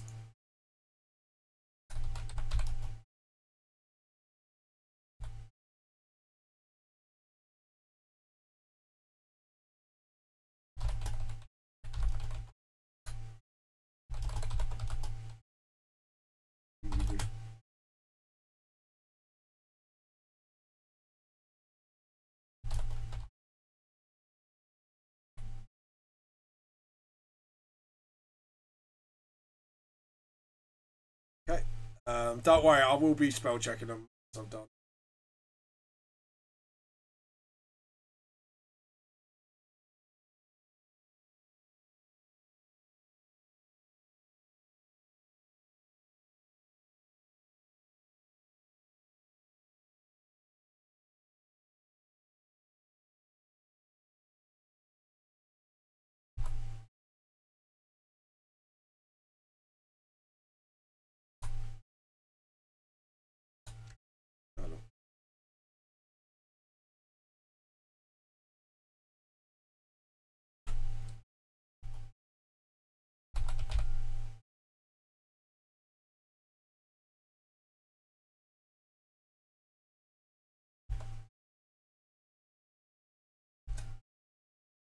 I might need to make that.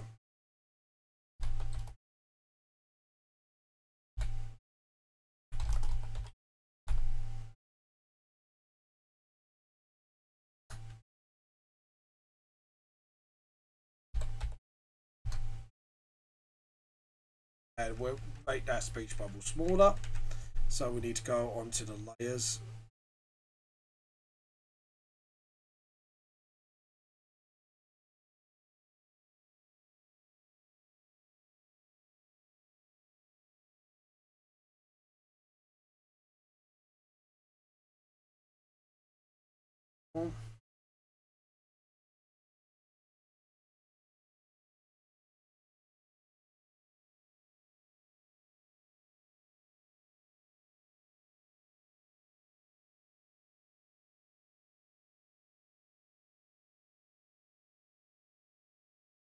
Back.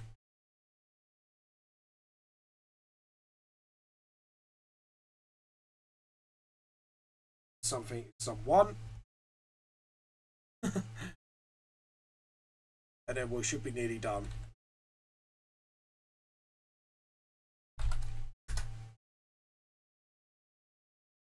Some tone. Oh, someone.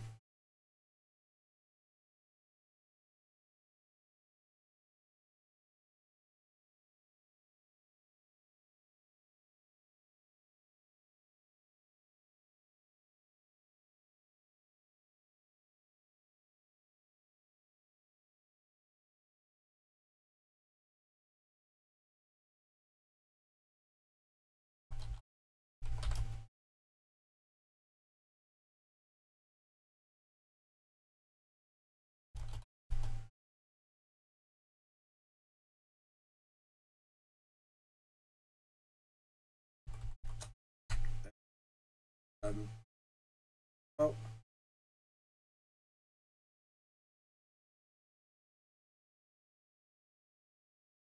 Oh, there's a.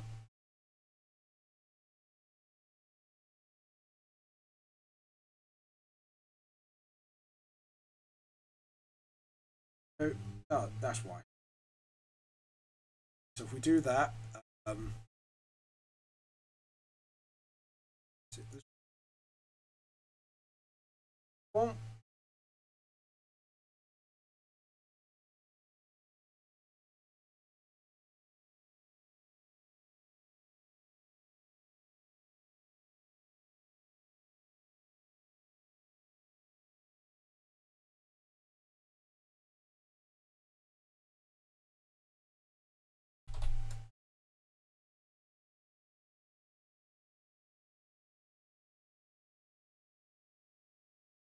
Oh.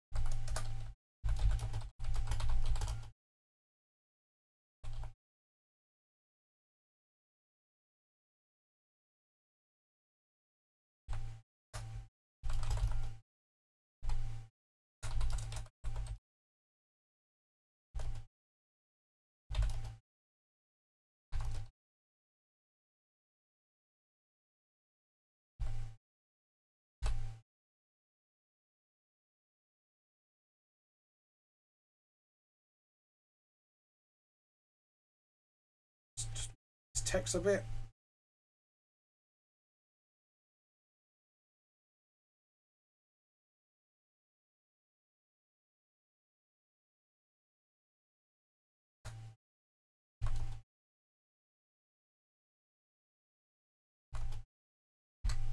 Season 2. Okay, right. Time for spell checks.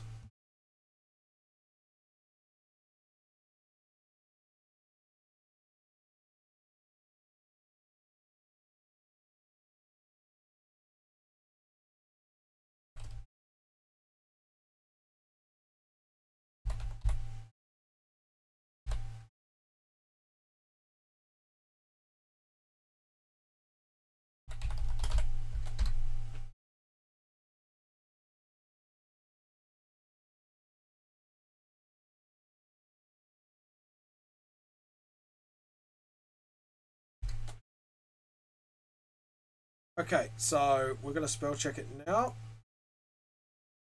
Oh, come on, there must be some. There we go. Oh.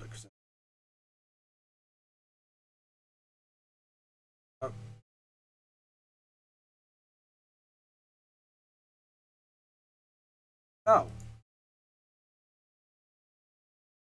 It's for...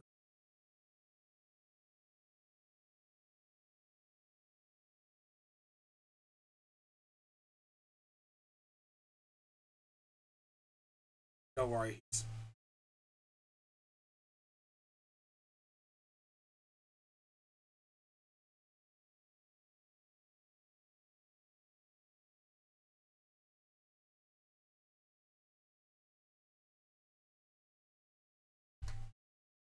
We'll find it. Yep. But thank God all that running made me lose weight. Now I need to sneak away. Help someone, please! The heck, did someone just... Heck, did... Oh, did I? Didn't make grammar sense. The heck, did I just hear someone call? The heck is going on? Both of like, don't know what's going on. Different background, like. Well, this looks like the end of season 1 of Vamp the Lost Souls season. Chibifon time. See you all in season 2.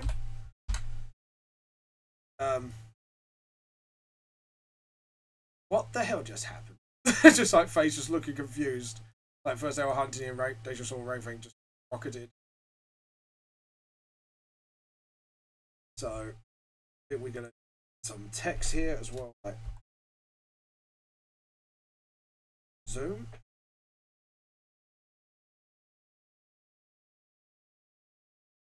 Text.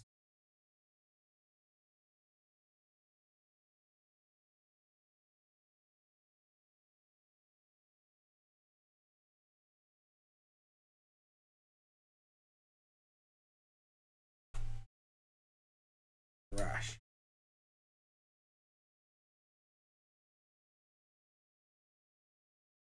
Okay. Check spelling. Then one last time. No. Help. Is it HLEP? I'm trying to think how you spell help. I'm going to check it. Center status. Just to... It's the right. Okay.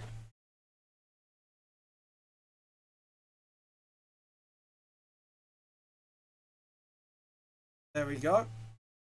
It's fine.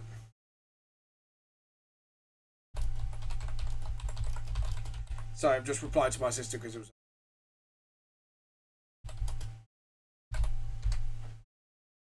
right, there we go. And yeah, HL. Yeah, that's actually... Oh, sorry, I have spelled... Chibi. I'm surprised I got all my spellings right. So, that's a bit weird.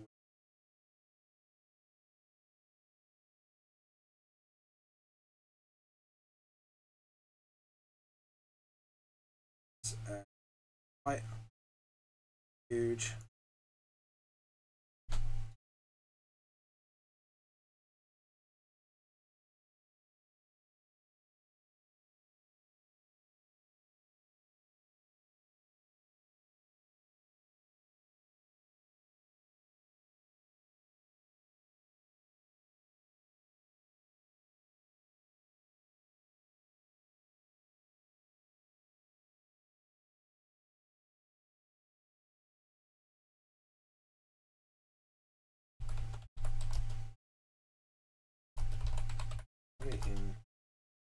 2018.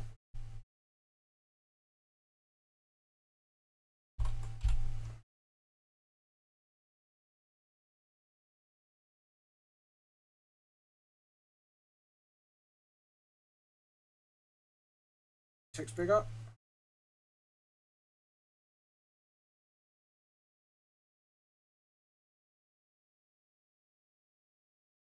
I'm gonna make that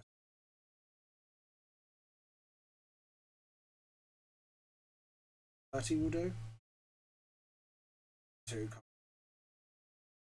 There we go. So yeah, that's cool. Thank you, Manga Social, for your help, by the way. We're gonna save it now. Save as. Save it as a P.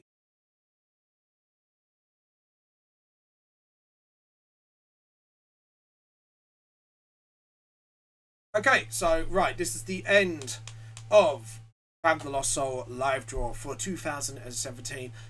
Guys, I wanted to say, do you know what? Let's close this all down. I think we're going to need to go on the screen for this one. So,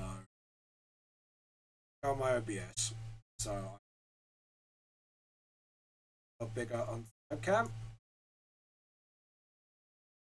Oh god, I'm really dark. That's I think we need some more light, even though I've turned the light on. Give me a second. Since James Dirk is not on there anymore, get some lighting in this room. There we go. And I'm gonna put some light in. Just my face. I look pretty horrific. There we go. Guys, so all jokes aside, everything aside on my live stream, everything like that, I wanted to thank you all for watching all my live draws so far, subscribing to my channel, my other social medias and all that. This journey wouldn't be possible without you guys. I know it sounds really cheesy, I know I've got a few subscribers so far, but thank you guys. Thank you for Hans for supporting me this year alone on Patreon. If you really want to support Vamp the Lost Soul, please hit that Patreon button, guys. It has been an amazing experience evolving alongside you guys and stuff like that, and my channel, or the videos growing as they grow and the channel growing slowly as it is, but I do appreciate every subscription and everyone that comes on here and supports the channel. So please subscribe to the YouTube channel on my social medias. Please support me on Patreon if you can. Please buy Vamp the Lost Soul books if you are interested in the series in general. I want to say special thanks to Lee Granger for being there for Vamp the Lost Soul on MCM Comic Con and being there for me in general. I want to thank Manga etc. for reviewing my mangas and support me over the years. Manga etc. you do get a big thank you from me. Joe as well, Hans, for giving me really constructive criticism and helped me grow as an artist. It has been fun, to be honest, guys, and I'm glad to get to know every single one of you, fan or someone who's helping me out in some way. And I hope next year will bring so much more for you guys. The only live stream got to go is the Mencap charity one, so please click down the link if you want to donate and request a chibi for next year Mencap. This is James from Vamp the Lost Soul, True Small Teams, and I will see you guys 2018 for the first episode of the live draw. Other than that, just wait till the 15th of December for the charity one. So yeah, I'll see you guys all later, and remember guys, the truth is more than see you. If you like everything you saw on Vamp the Lost Soul today, please head over to my merchandise store as well, Teespring, to pick you up some shirts, bags and more. All my links on my social medias and that are down in the description below, so please guys support me if you can, and I will see you all next year for the very first episode of 2018 Vamp the Lost Soul Live. See you around guys, and remember, the truth is teams.